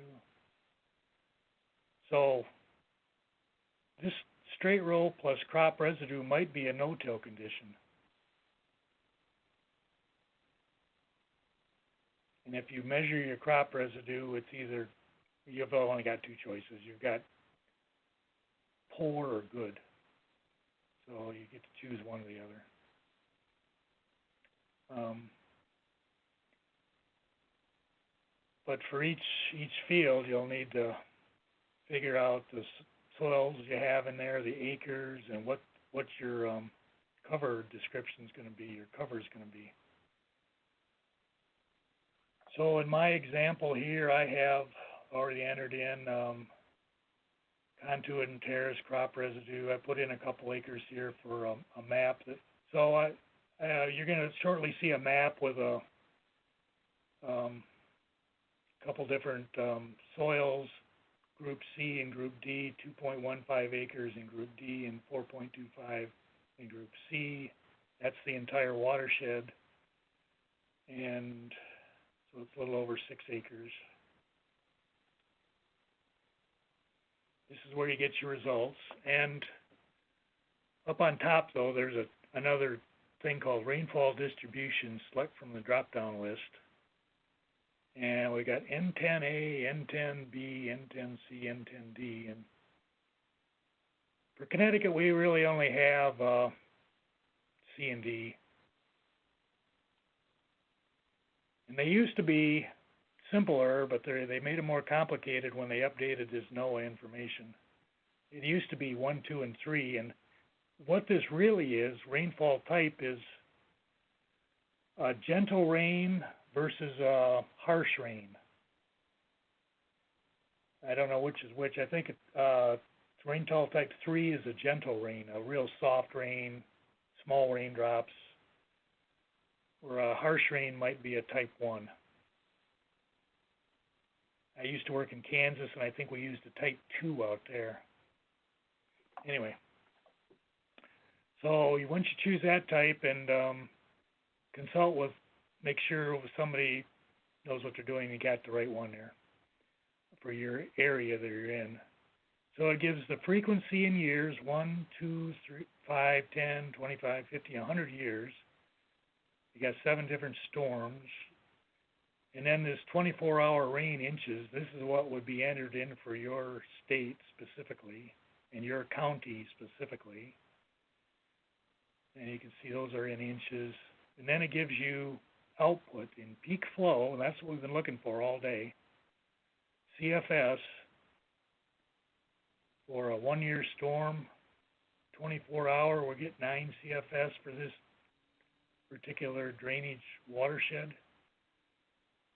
For a 100-year storm, we'd get up to 50 CFS, which is quite a bit of water. And it gives you the runoff inches. And if you know your area,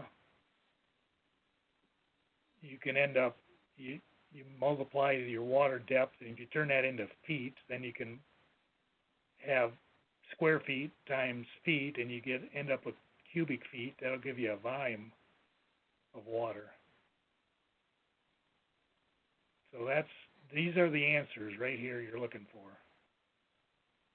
And you take these numbers and you read your practice standard, and if it says you've got to design to a 10-year frequency, 24-hour storm, then you know that number right there is where you have to hydraulically design your practice.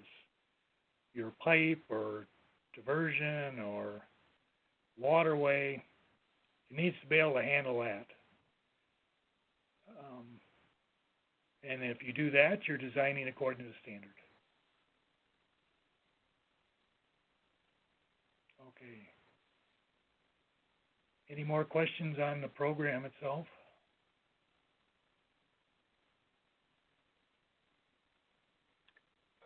We did have one question in the chat box here. You showed us how to calculate the time of concentration. What is the relationship between time of concentration and Q peak? How does Q peak get used to determine the width and length of a grassed waterway, for example? Well, time of concentration, I've always assumed it's where the water's flowing the fastest, the biggest flow rate. It's where the concentration is the worst. So it would correspond to the peak flow rate.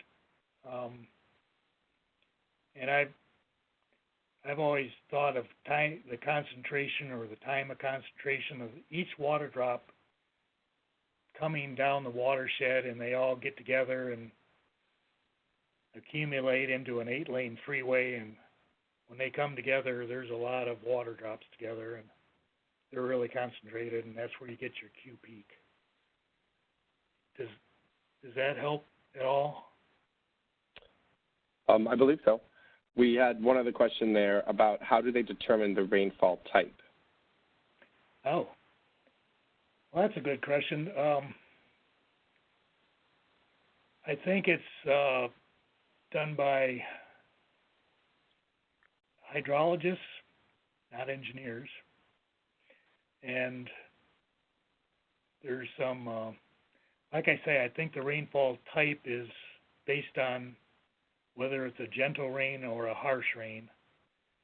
And historically, it takes experience to understand what type of rain you get, the weather patterns, and it takes data and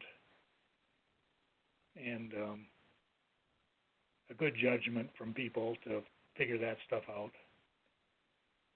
I've never done any calculations on those. Hey, Artie, this is Ann. I think they might be also asking, like, specifically if they're running EFH2, how would they know which one of those to pick on the drop down? And that's going to be, you know, within your state, the state engineer or other engineering staff can tell you for your county which one to use. Yeah, there's a map for we have, and it shows which type to use for which county you're in or which town you're in. Or right. I never run a different rainfall type for a practice. I only use one. It says use this one. Okay, I'll use that one.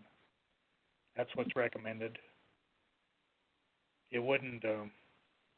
It would be a good exercise to use all the different types and see how it changes your results, because it will change the results, I believe. However, excellent.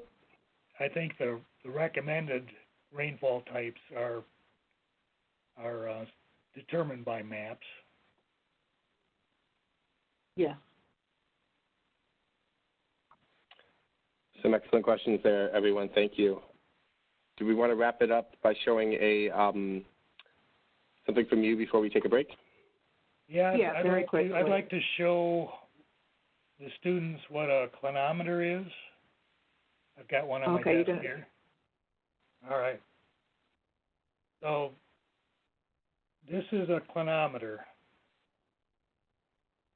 and you wear it around your neck, and you take it to the field with you, and it's got a sight glass right there. You look into it, and you point it up and down, and you don't actually look all the way through it. There's a rotating device, a leveling device with percent slope, or just percent slope and degrees slope, that you get a direct reading off of this instrument.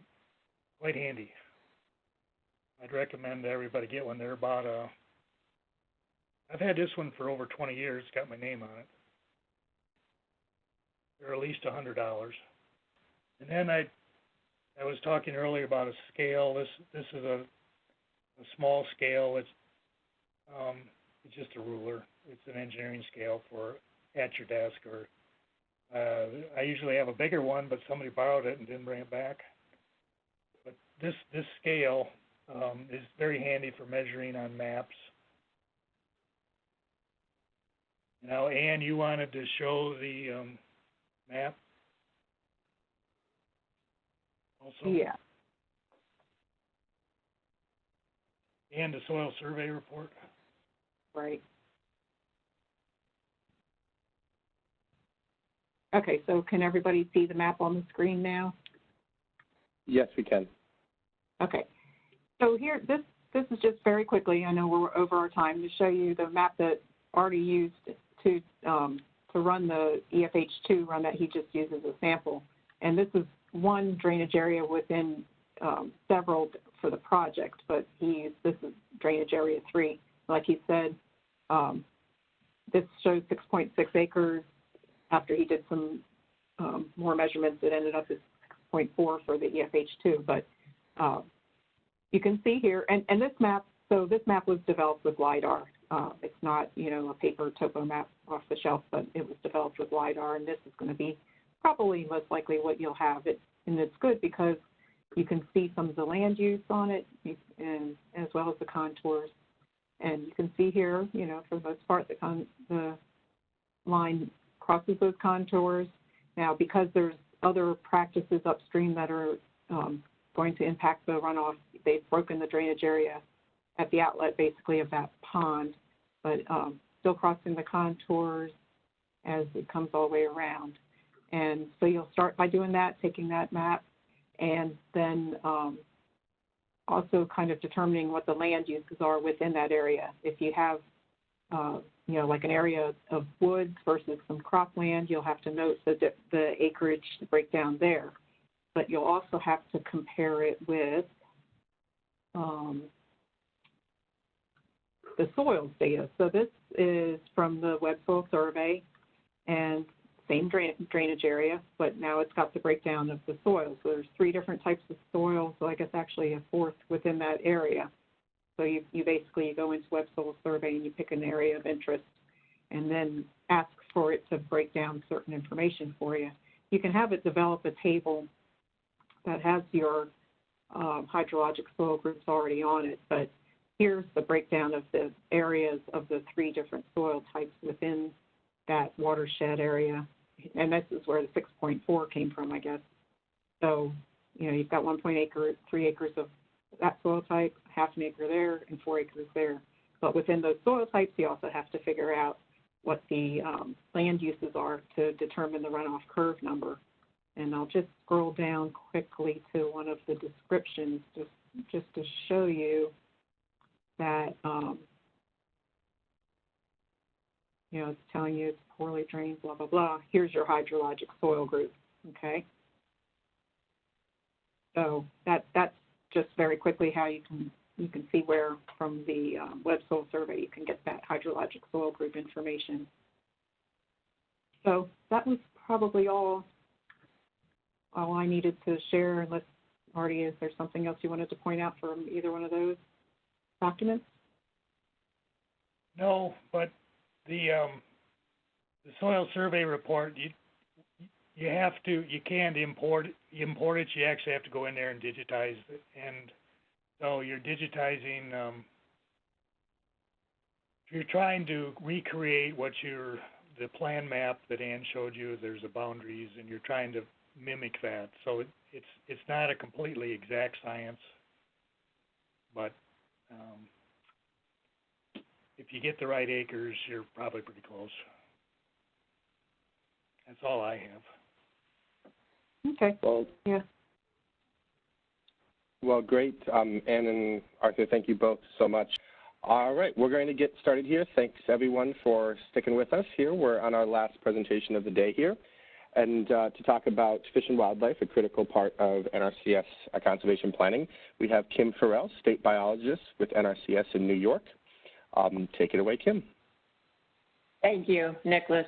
Hi, everyone. So I am Kim Farrell. I'm the state biologist in New York. And before I was state biologist, I was area biologist for, 11 years. And what I wanted to relay to you all is one of my best memories from being in the field with landowners on a regular basis is especially whether it's a farmer or a non-traditional landowner, they are so excited to share their land with us. I remember the sense of pride that I got from a lot of those landowners, and they're inviting us in to help them manage their land.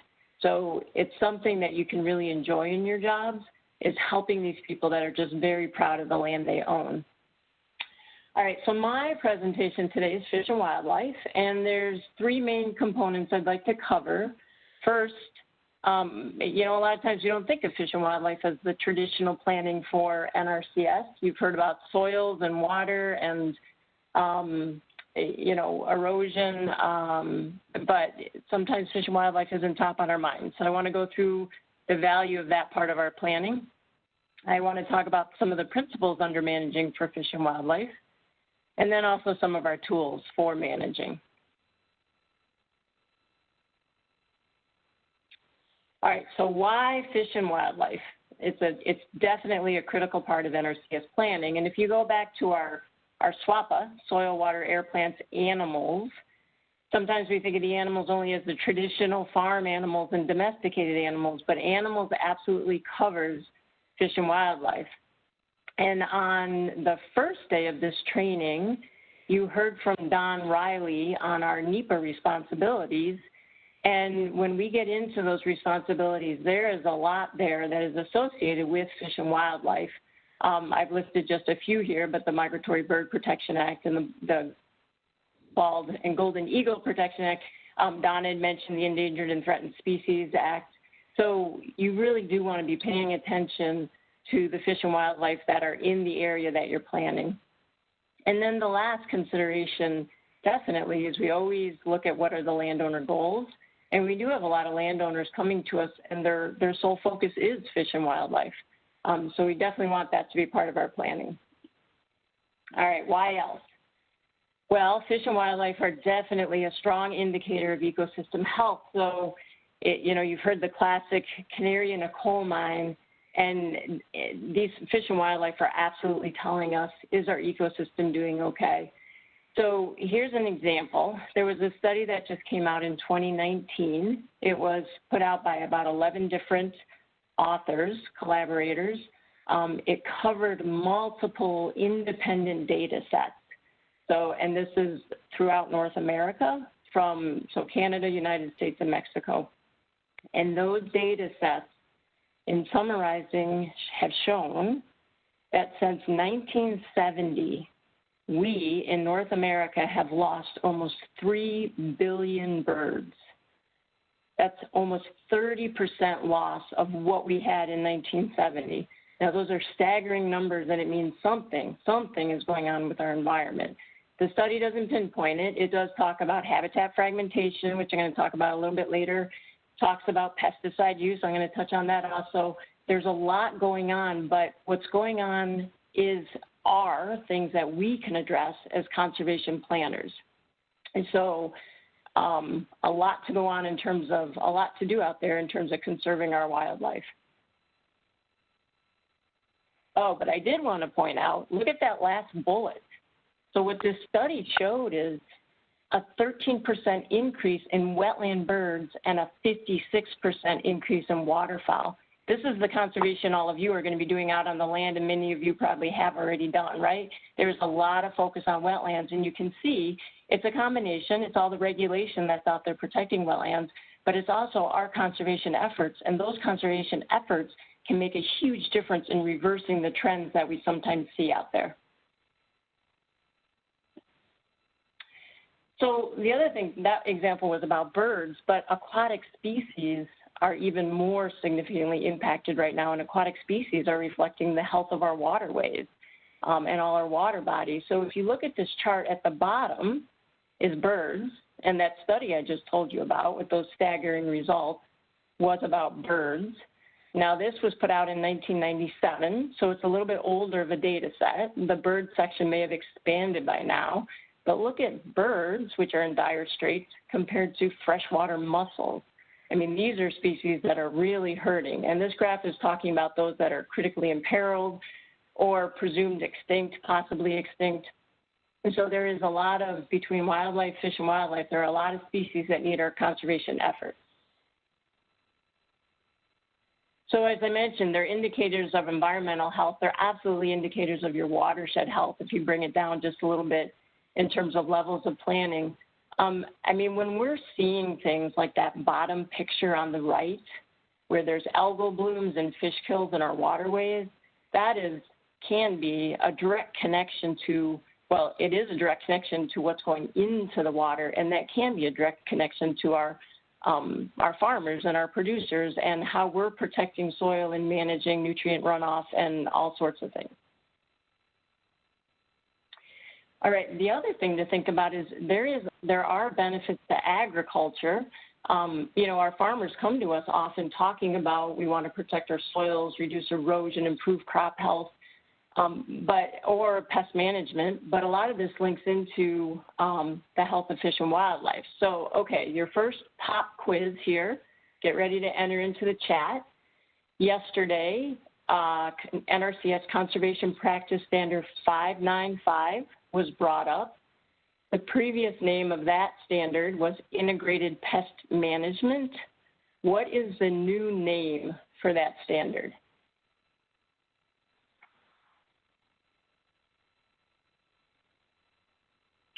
Anybody? Enter it into the chat if you can remember what the new name for that standard is going to be, or is being put out as.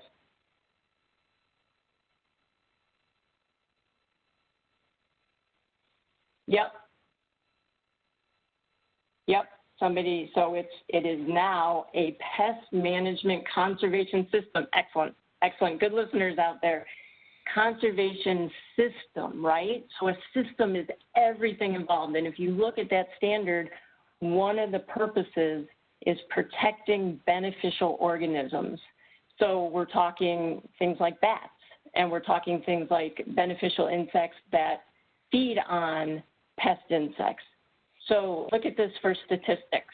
150 big brown bats in Indiana can eat 1.3 million pest insects. If you're going to have a pest management system out there, definitely be considering what you have around for beneficial organisms, animals like bats, and how they can improve that pest management system. There's other research that shows, hold on. Sorry, I hit my card. Did you guys all just lose my screen? Yes, we did lose your screen. Okay, coming right back. Oh, sorry, I hit my card. My my PIN card there. I shouldn't flail my arms around when you can't even see me. Okay, back again. If you can't see it, it should be coming up soon. But bats can make a huge difference, and there is other research out there showing they consume incredible amounts of pest insects, so that affect our crops. So definitely keep that in mind. The other, another example are pollinators, right? So some of you may have heard the statistic, 1 in 3 bites you take is thanks to a pollinator.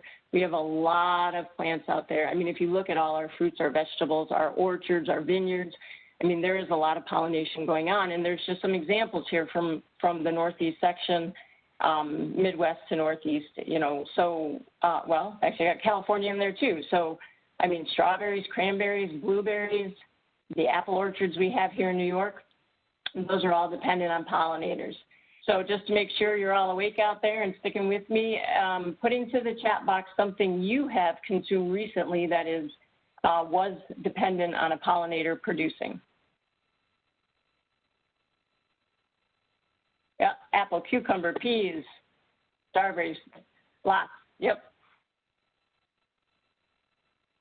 Watermelon, zucchini, yes, yes. There is a lot out there. Tomatoes are dependent on bumblebees, right? So if you have a producer talking about tomatoes, think bumblebees. So excellent. Okay, good. I'm going to keep moving on, but yes, pollinators really are critical to our crops. And we have a lot of non-traditional landowners that just want pollinator habitat out there because they want to support the ecosystem and those services. All right. So fish and wildlife also provide a lot of ecosystem services. And what is an ecosystem service? It's anything that gives a benefit to humans from the ecosystem. So any process from the natural system that directly or indirectly benefits humans. So, for example, seed dispersal. We've got birds out there moving seeds around that are giving us vegetation, shrubs, berries we pick that would not be available if we didn't have those birds moving them around. We have carrion, right, that are consuming the dead stuff. Can you imagine if we didn't have wildlife out there eating all the roadkill and everything else that dies? Our planet would get nasty pretty quick. So a lot of ecosystem services. Food, obviously, public enjoyment, a lot of bird watching, hunting, quiet enjoyment. All right, See if you can name some more. Go ahead and hit that chat box again. I covered a lot, so it might be a little tricky. What is something you've gained from the environment? Clean air and water, yes. Botanizing. Soil health, yep. All right, good, yeah. So think about it as you are out there moving around. Photography, yep. Fishing. Natural history studies, yeah.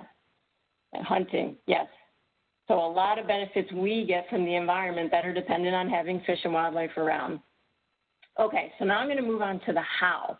What are some of the principles that we use for managing for fish and wildlife?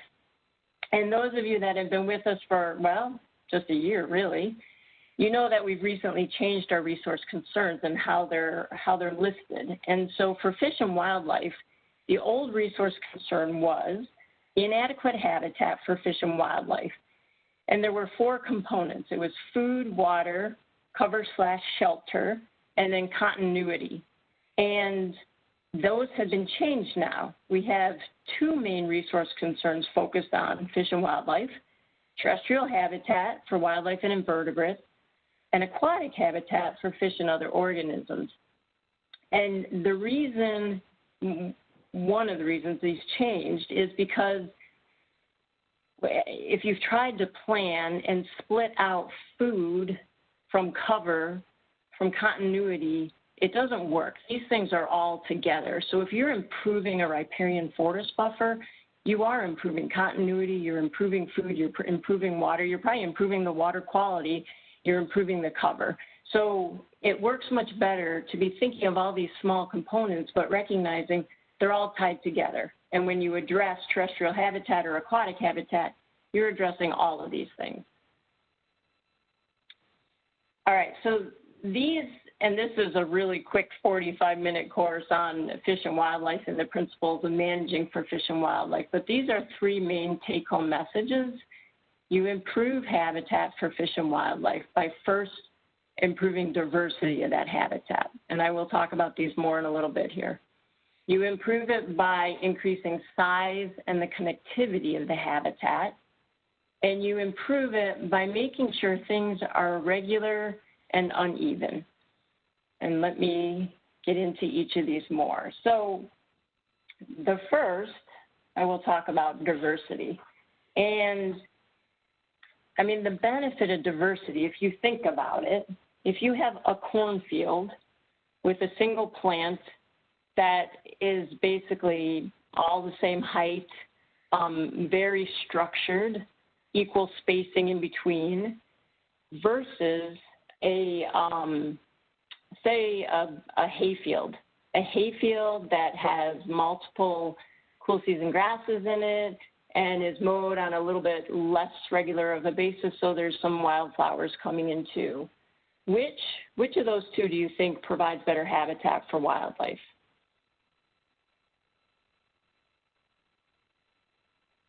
Yep, the hayfield. Yes, absolutely. Because why? Because you've got a diversity of cover, right? So you've got some grasses that are starting to grow early in the spring, some that grow a little bit later. So you're getting a mix of when things are growing. You've got a diversity of food sources. You've got grasses that are providing food seeds at different times. You've got grasses that are growing at different times, so are succulent for any wildlife that might be feeding on the grass.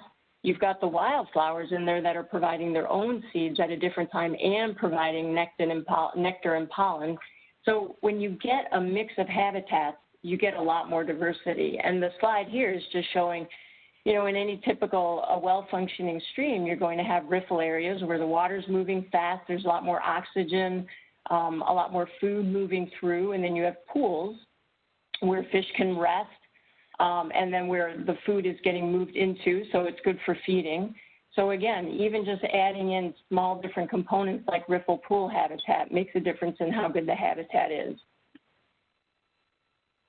All right, so I mentioned briefly in that hayfield different food sources. You want to provide different food sources. And when thinking about managing for fish and wildlife, I mean, think about yourself. Would you want to eat the same thing every day, breakfast, lunch, dinner, and would you get good nutrition from that, eating the same thing every day?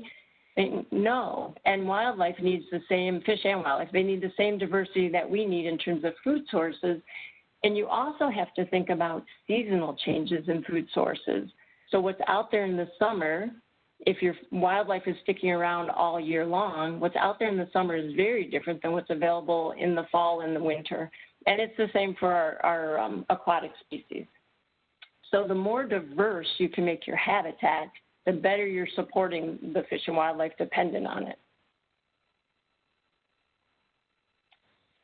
So diversity is also really important in terms of your vertical structure. I'm going to talk about horizontal structure in a minute, but vertical structure. So you've got wildlife using your understory, turkey, grouse, anything that nests on the ground, anything that's going to have young moving around on the ground. They need cover so they're not susceptible to predators, and they need food down where they're moving around, especially young that aren't, well, mammals, right? They need that food on the ground source. If you've got young birds that, like turkey poults that can't fly yet, they need to be able to access food on the ground, but then you will also have species that are up in the canopy, like your warblers and your other birds, and they can get up there. And then you have species that move back and forth. Their studies have shown that birds that need interior forest habitat to nest and hatch their young, once those young fledge, they actually move to shrubby areas in that forest setting because that's where there's a lot more food. And young birds that have just fledged are not overly experienced at finding food. They need abundant food sources. So they get the adults take the young to these abundant food sources so that they can get the adequate nutrition they need. So when you're thinking about wildlife habitat, definitely think about structural layers. Get as many layers out there as you can. And then we also talk about horizontal structure, and this goes back somewhat to that corn versus cool season grasses with forbs, wildflowers. So if you look in a cool season grass field, you will see you've got some short things, you've got some taller things, especially when you get the forbs introduced. Those forbs sometimes tend to be stiffer stem. They stay up above the rest of the grasses. They make really good singing perches and territorial perches when birds are trying to defend their territories in the spring. So you want to be thinking about horizontal complexity also. And again, it all goes back to just diversity. You know, the slides use clump plantings. Clump plantings are very valuable because there's wildlife that moves on the ground. Grassland birds, actually, you see them flying above the grassland, but they escape most often from predators by ducking down into the grassland and moving along the ground. So if your grassland gets too thick underneath, then with thatch or just because the planting is too thick, those grassland birds cannot move between the grasses on the ground, which is where they're safest from predators, especially if you think about hawks and whatever else could feed on a grassland bird. And minimize street transition line. I'm going to get that a little bit better when we talk about edges and feathered edges. All right, so diversity increases when you go from non-native to native. And you've probably seen this. When you have non-native species like multiflora rose or reed canary grass, they're aggressive species. They dominate. They don't allow for diversity out there. So the more non-native species you have, the less diversity you're going to have. It's just the nature of those non-native species. So aim for native. Diversity also increases depending on your plant mix and depending on size. Both of these benefit wildlife species. So the grass versus the grass forb mix is an example I've already been talking about. You get the wildflowers in there, you support pollinators, they produce seeds at a different time. You can support different wildlife species that are looking for food at a different time. And the wildflowers versus just grasses support different insects. Wildlife feeds on those insects a lot. So the more diverse, the more wildlife you support. And then when you get to size, a lot of wildlife is dependent on size, and grassland birds are an excellent example. So a bobolink can breed and live in a field as small as 10 acres. Depends somewhat on the surrounding landscape, but they can be found in 10-acre fields. But then if you get to something that's more specialized, like an upland sandpiper, upland sandpipers need much closer to 100 acres and even greater, or you'll lose them. They won't be in the system if you don't have at least 100 acres of grasslands.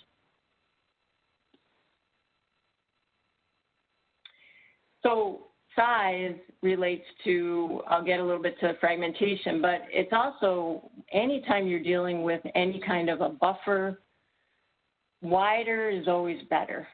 And why is wider better? Because it provides more cover. And cover habitat, it's a whole host of things, but as you get wider, you have more diversity in your habitat in most cases. You can support more wildlife.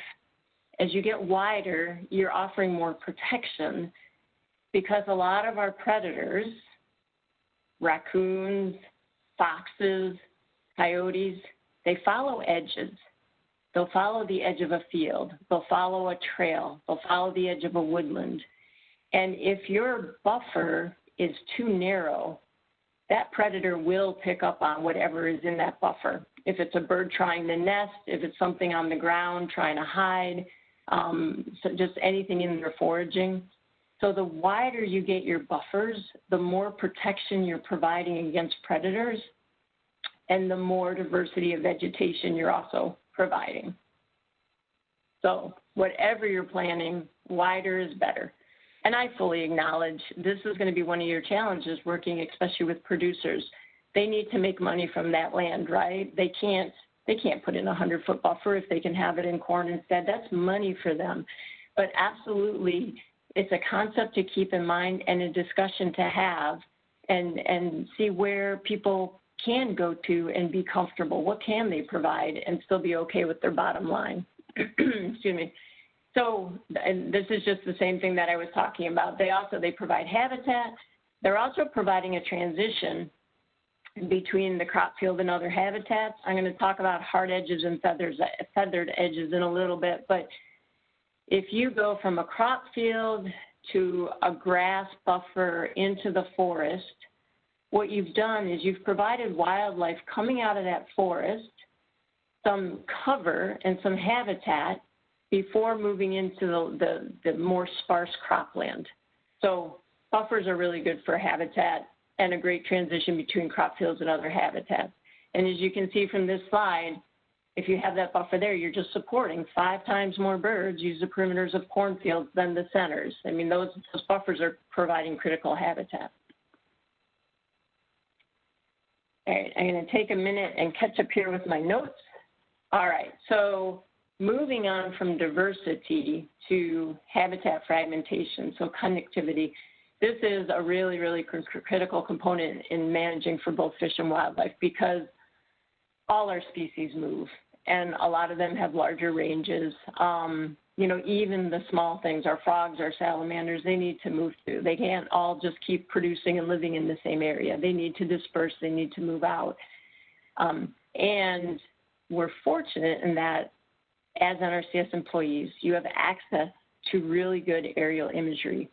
So when you're planning a site, you have the ability to fairly quickly pull up a landscape view and just look at the habitats in the area and see what kind of fragmentation is going on and get a feel for, is this something that, okay, let me see if I can be talking to the landowner, the producer, whoever it is, about something that would benefit, reduce fragmentation and benefit connectivity. So this is just one example of fragmentation, and this is a picture of, obviously, New York State. All those little black dots are dams on our waterways that are over 6 feet in height. And if you think about it, we know we have a lot of dams that are smaller than 6 feet high. So this picture is pretty stunning. More than 6,000 dams over 6 feet in height.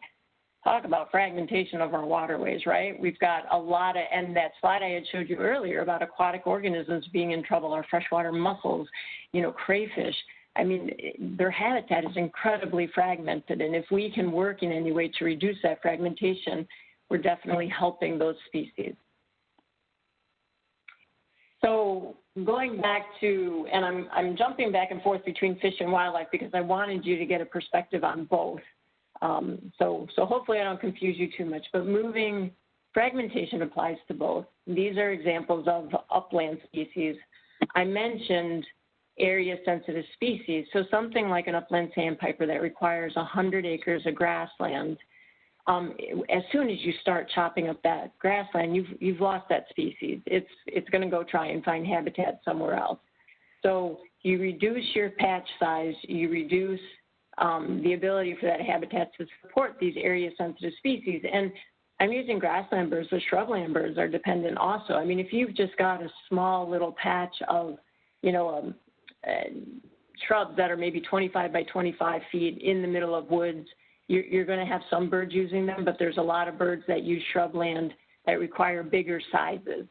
So size-dependent species are definitely negatively affected by habitat fragmentation. You increase isolation. It's a little bit hard to think about this in terms of birds because they can fly and move pretty far, but if you think about birds trying to move through a city, you know, you've probably heard about the negative effects of the lights on birds migrating and then, you know, bird window strikes. So as you fragment habitat, moving towards development, moving towards other land uses, it gets tougher on a lot of species. And increased isolation, especially if you think about our smaller animals, like I mentioned, our salamanders, our frogs. I mean, they nest in these small, they breed in these small wetlands, vernal pools a lot of the times, you know, small wetlands found in forested areas. But once those eggs all hatch, they cannot all survive in that same pool. Those young have got to move out. They've got to find new wetlands. This is true for anything. You see muskrats, right? If you build a wetland, muskrats move in the next year. It's the young ones. They're dispersing. They're trying to find new habitat. So anything that's, yeah, I'd say anything. When you're born and as a young animal, they've got to move because the adults are already there. The adults are already using those resources. So that next generation has got to move out. And when there's not connectivity to where they're trying to move to that new habitat, they're much more susceptible to roadkill, to dying, to predation. So connectivity is really important in reducing habitat fragmentation. All right, and this is just an example. On the left side is a creek, a stream that has lost its buffer. And then on the right side is an example of the buffer being restored. So presumably this is showing a riparian forest buffer.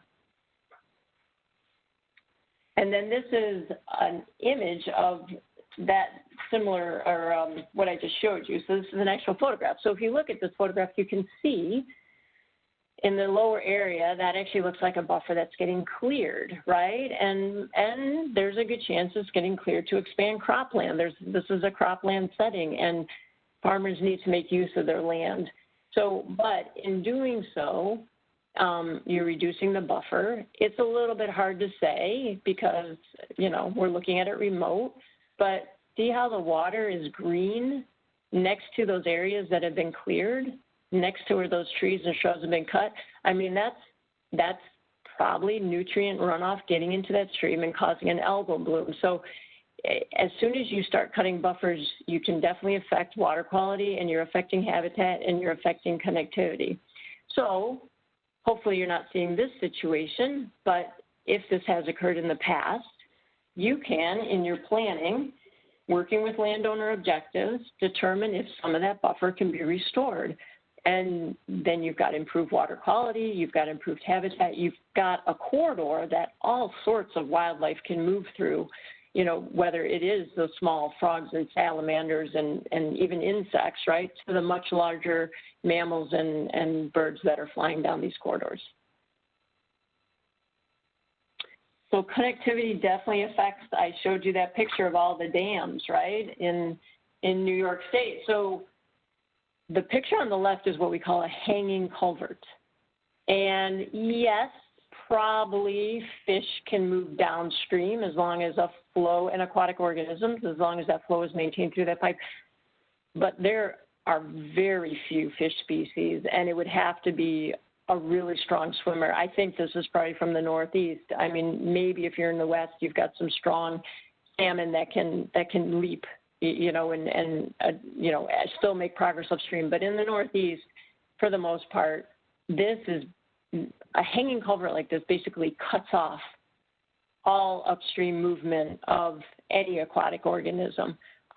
So a really fantastic conservation project is to take a hanging culvert and be able to replace it with what they call, it's like an in-stream culvert or a bottomless culvert, but these culverts that they let the stream move through. They're not causing a drop that that fish can't move through, or other aquatic organisms.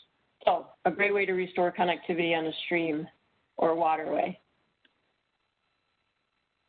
All right, so moving on from fragmentation to the last principle, irregular and uneven. So, I mean, when you walk around in nature, and the best example is take a walk in a wetland, right? If you are a duck hunter, if you're a fisher person, if you're out there for whatever reason, I mean, it's treacherous walking in wetlands, right? And actually, you know it even just from walking in the field. It can be treacherous because things are uneven, and there's huge benefits to that unevenness.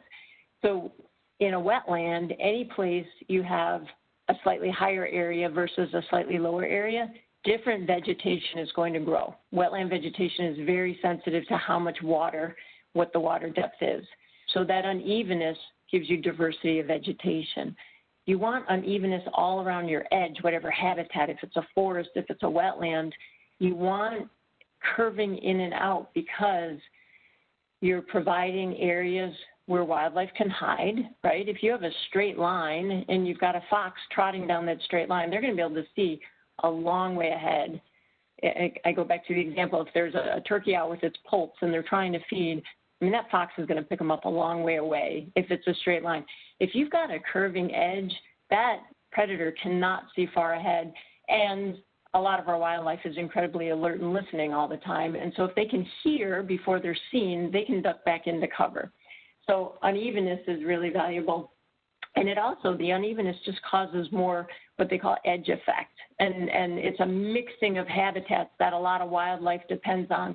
So golden wing warbler is a great example. They use shrub, but they want grassy areas next to the shrub, and they want some tall trees that they can perch in. So it's this mixing of habitat provides for more species.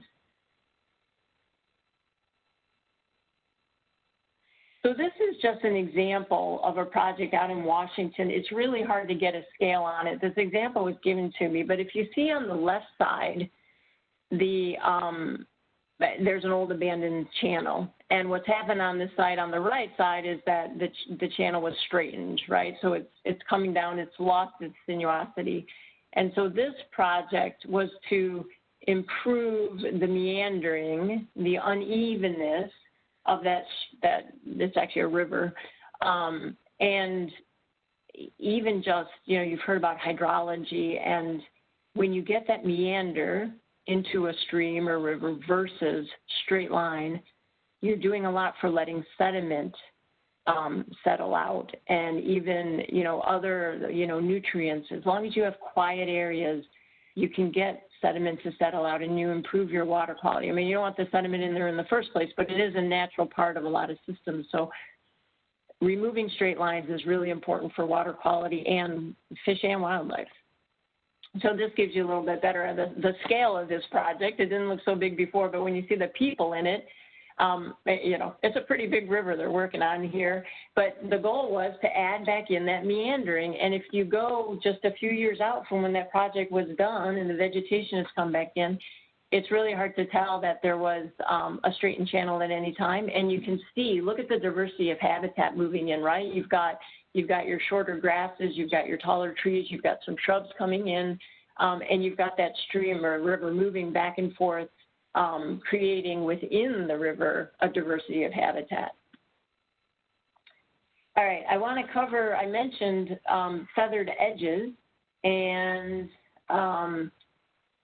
so relating to the concept of unevenness, when you get, and do me a favor, all of you, right now, take a pen and or whatever you've got to write with, down at the bottom where it says more food cover habitat, draw an arrow to the photo on the right side, because more food cover habitat comes from the feathered edge. I didn't realize in putting it under the hard edge it can be confusing. So arrow from food cover habitat over to the right side.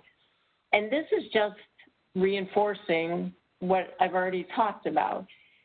Straight line, negative. Curving line, look at that feathered edge. I mean, there's the trail coming through there, and even that's curving a little bit, but look at the vegetation. There's very little in terms of straightness. There's horizontal structure, there's vertical structure. There's just a lot more habitat and benefit to having a feathered edge. And all a feathered edge is it's instead of going from, so the example of the picture on the left shows it. Instead of going from a very short vegetation like a cornfield, a crop field, mowed grasses to tall trees, right? That's a quick transition. It's a straight line. It's what we call a hard edge. And again, wildlife moving out from that forested area is going to have very little cover protection. It's not as good, and it's just not as good habitat in terms of what they're moving out into. If you look at that feathered edge on the right side, you can see the woods are on the right. As they move from the woods, wildlife moves from the woods into the shrubby area. A lot of protection, a lot of food available there. Just and a much softer transition, which also provides diversity of habitat, which means you can support more species. It's all tied together. All right, so what are some of our tools? How do we manage, how do we get this connectivity? How do we get diversity of habitat? How do we get unevenness and edge effect? So we've got a lot of tools available to us, and I will go through these one by one. And some of these might work where you're at, and some of them might not work. It depends, again, on where you're located and what your landowner objectives are. So the first is prescribed burning. In New York, this is actually pretty tricky. Our state agency is pretty tough on allowing prescribed burning, and we don't prescribe burn in our woody vegetation, our shrubs or our forests at all. We've managed to do 1 or 2 prescribed burns in grasslands, but regulation's pretty tough. But if you have a state where you can do prescribed burning, there's huge benefits to it. It gets rid of, I mentioned, some of those grassland birds and a lot of other wildlife, snakes, and again, your smaller amphibians, reptiles, frogs, salamanders. They move under the grass. They need bare ground. And when you get older fields with that duff layer growing up, building up, that wildlife can't move through it.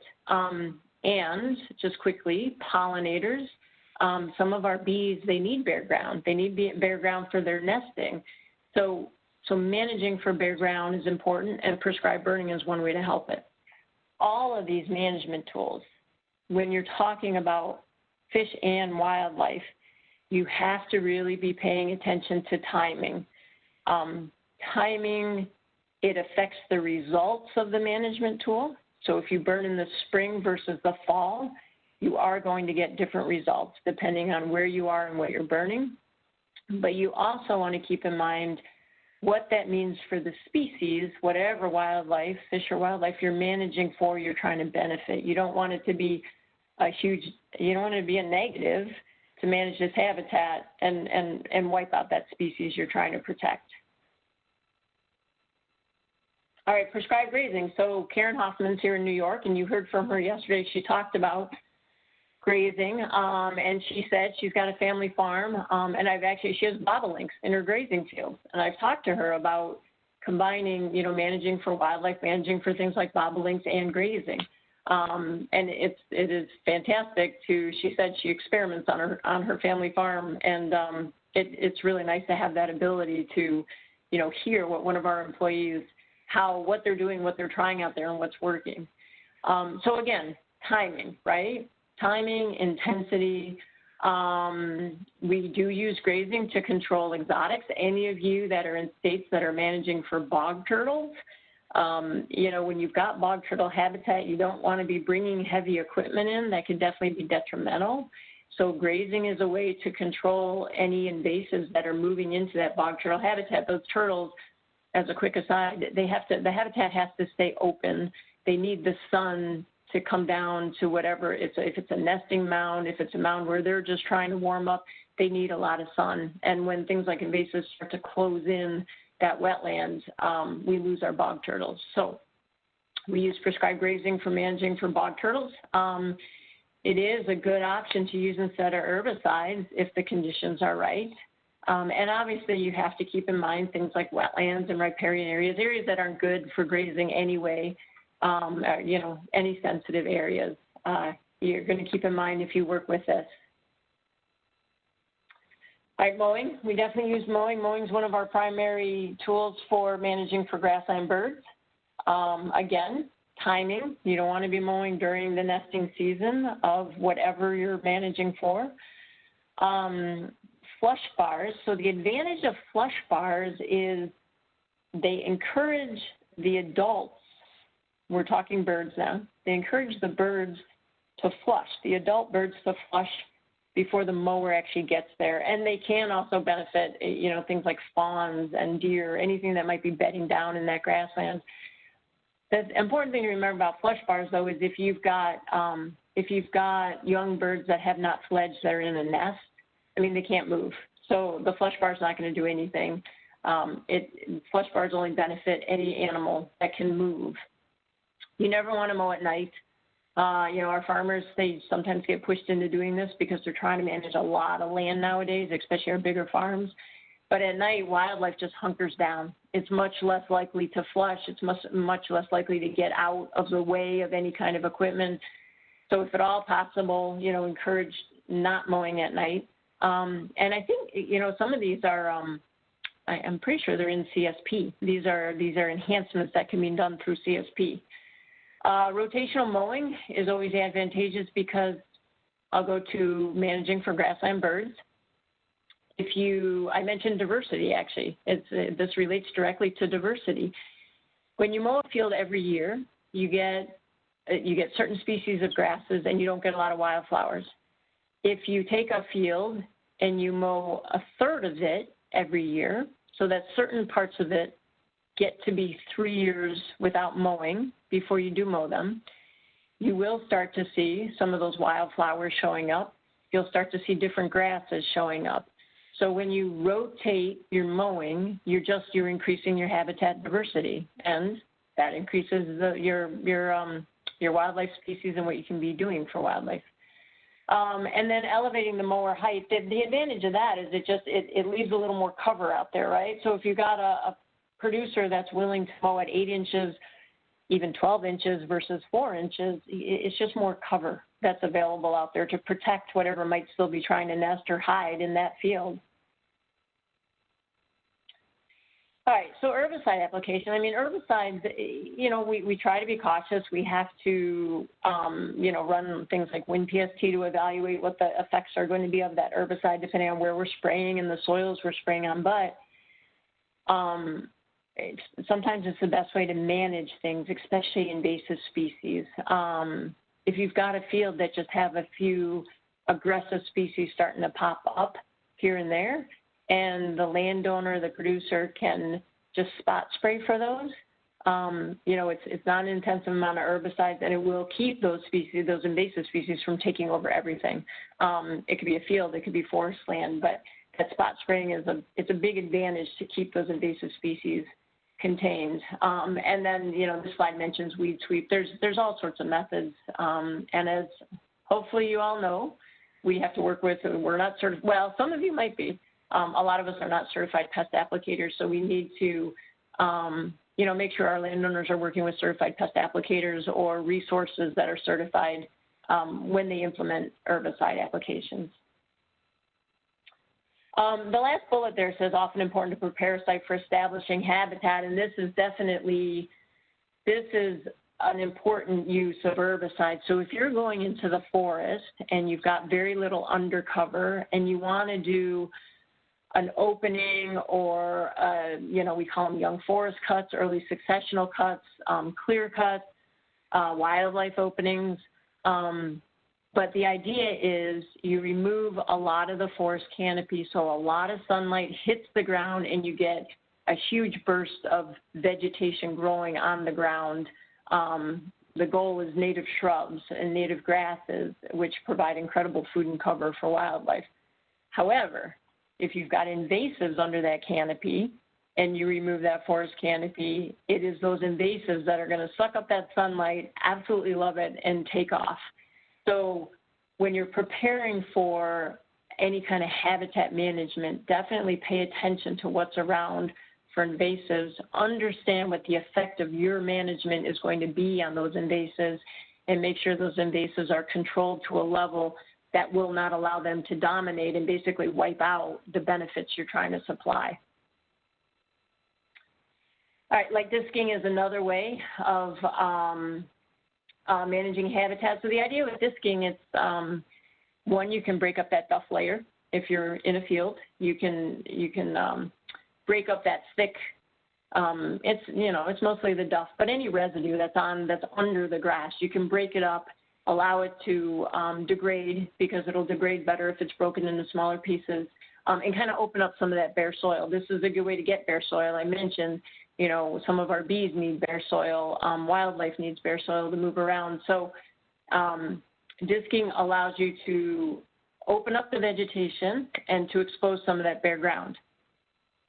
But you also need to understand what is in your seed bed, because disking will bring any seeds that are buried under that residue or that are buried in the top inches of soil.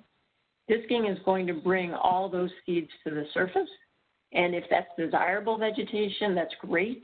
But if it's undesirable vegetation, I mean, it'll take over, because similar to, opening up the forest canopy, when you bring seeds to the surface and they get a hold of that sunlight and they can grow and they've got bare soil around them that lets them grow, they'll take off.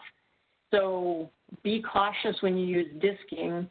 Understand what's in the seed bed and what the results are going to be.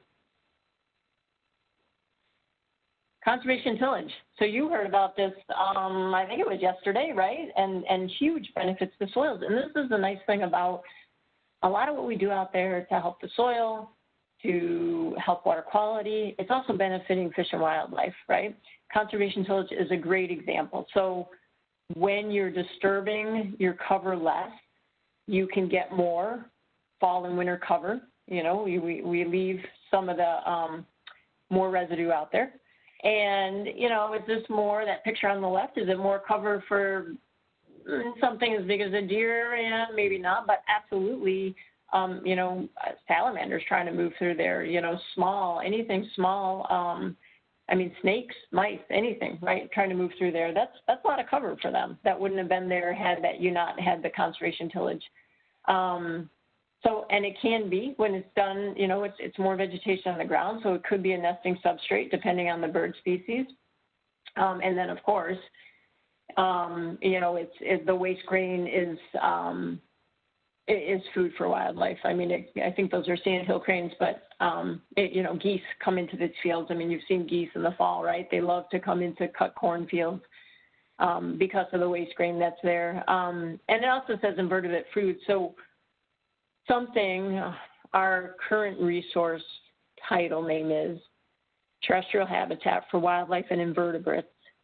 And when you're managing for wildlife, it's really important to know and remember, fish and wildlife a lot feed on invertebrates and insects. And this plays back into that pest management system. There's pests you don't want out there, but good insects, they can help with the pests, and they're food for our fish and wildlife, and they're an important part of the ecosystem. Invertebrates and insects are really important to young wildlife because I'll just use birds for an example. Actually, waterfowl is a really good example. the young hatch. They move out of the nest within 24 hours. They're swimming around, they're tiny, they need food, they need protein, they need energy, they need a lot of it and they need it fast. They get that from invertebrates, they get that from insects. And those insects are found on vegetation. So it's the vegetation that's providing that habitat for the insects, and that's what the wildlife is feeding on. Same for, I mentioned turkey poults a few times. So if you're wondering why in the world do we have wildlife and invertebrates, it's because they're tied so closely to food sources for wildlife. They're also tied very closely to soil health, and you've heard some of that. So there's a strong reason that invertebrates are part of our planning now, and something we normally wouldn't probably think about that much. All right, so we talked a little bit about integrated pest management before, and I had shown that picture about the bat. And we mentioned the new standard name it's a system, right? It's a system, and so you want to be including everything you can think of to help manage pests. And so beneficial insects are insects that rely on wildflowers for part of the year because they will consume or need to consume nectar or pollen.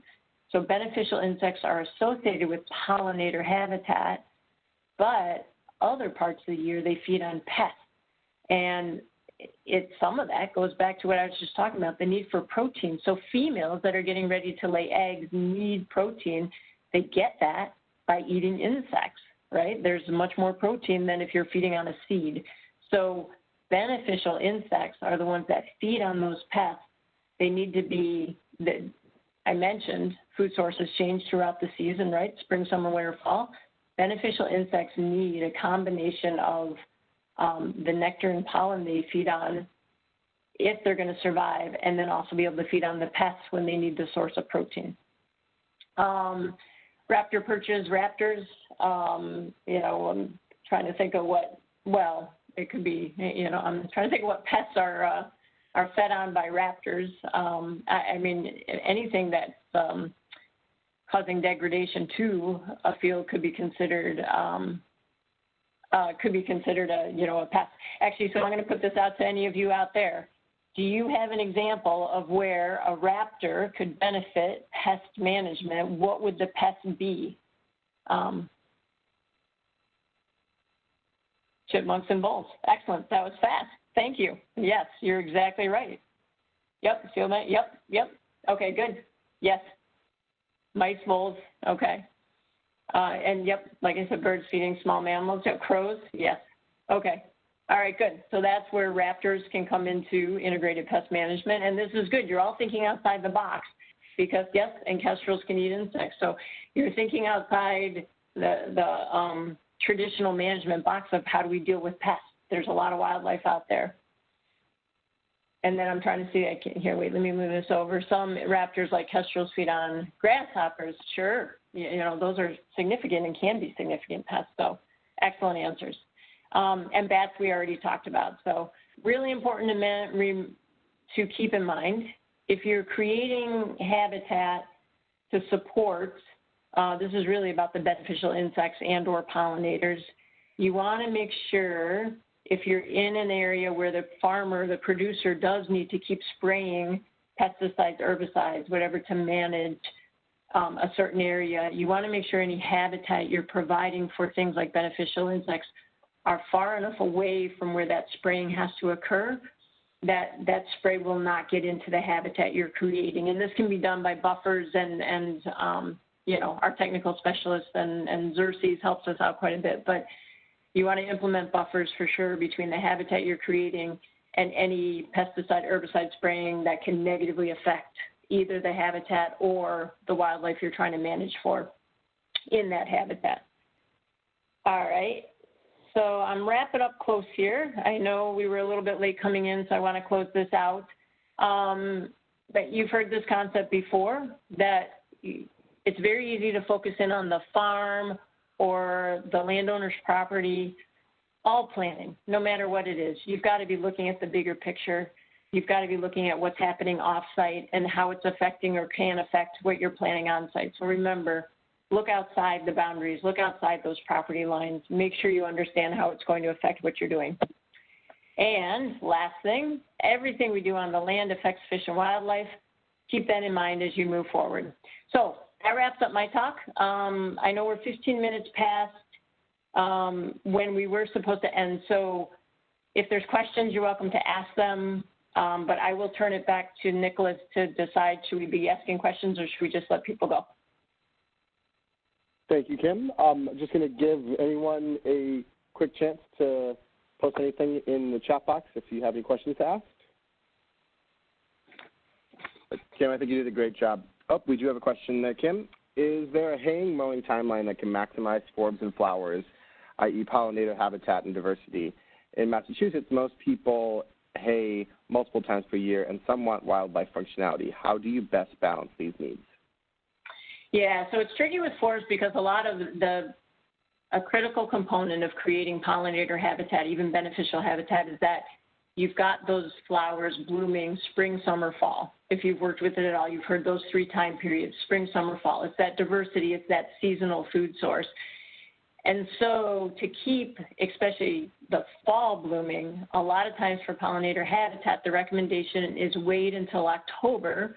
This can be seasonal depending on where you're located, but the idea is you want to wait until those last wildflowers have finished blooming and providing habitat. That can, that's late. That's late in the season depending on what else they want to use the area for. You can talk about rotational, if there's ability to rotate. So, okay, this field over here, this year, and for a couple years, don't mow it until October, whereas this field you have to keep mowing sooner. So rotating mowing helps. It depends on landowners' objectives, but the goal with pollinator is to mow after things are done blooming.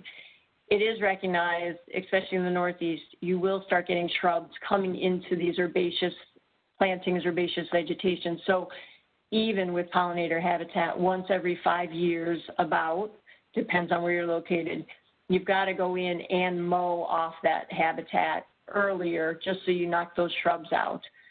But as long as you can, and the later you can delay, the more you're going to be providing for habitat and those pollinators.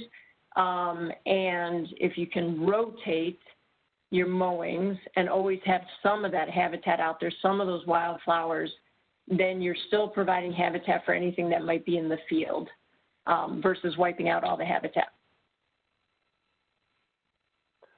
Thank you, Kim.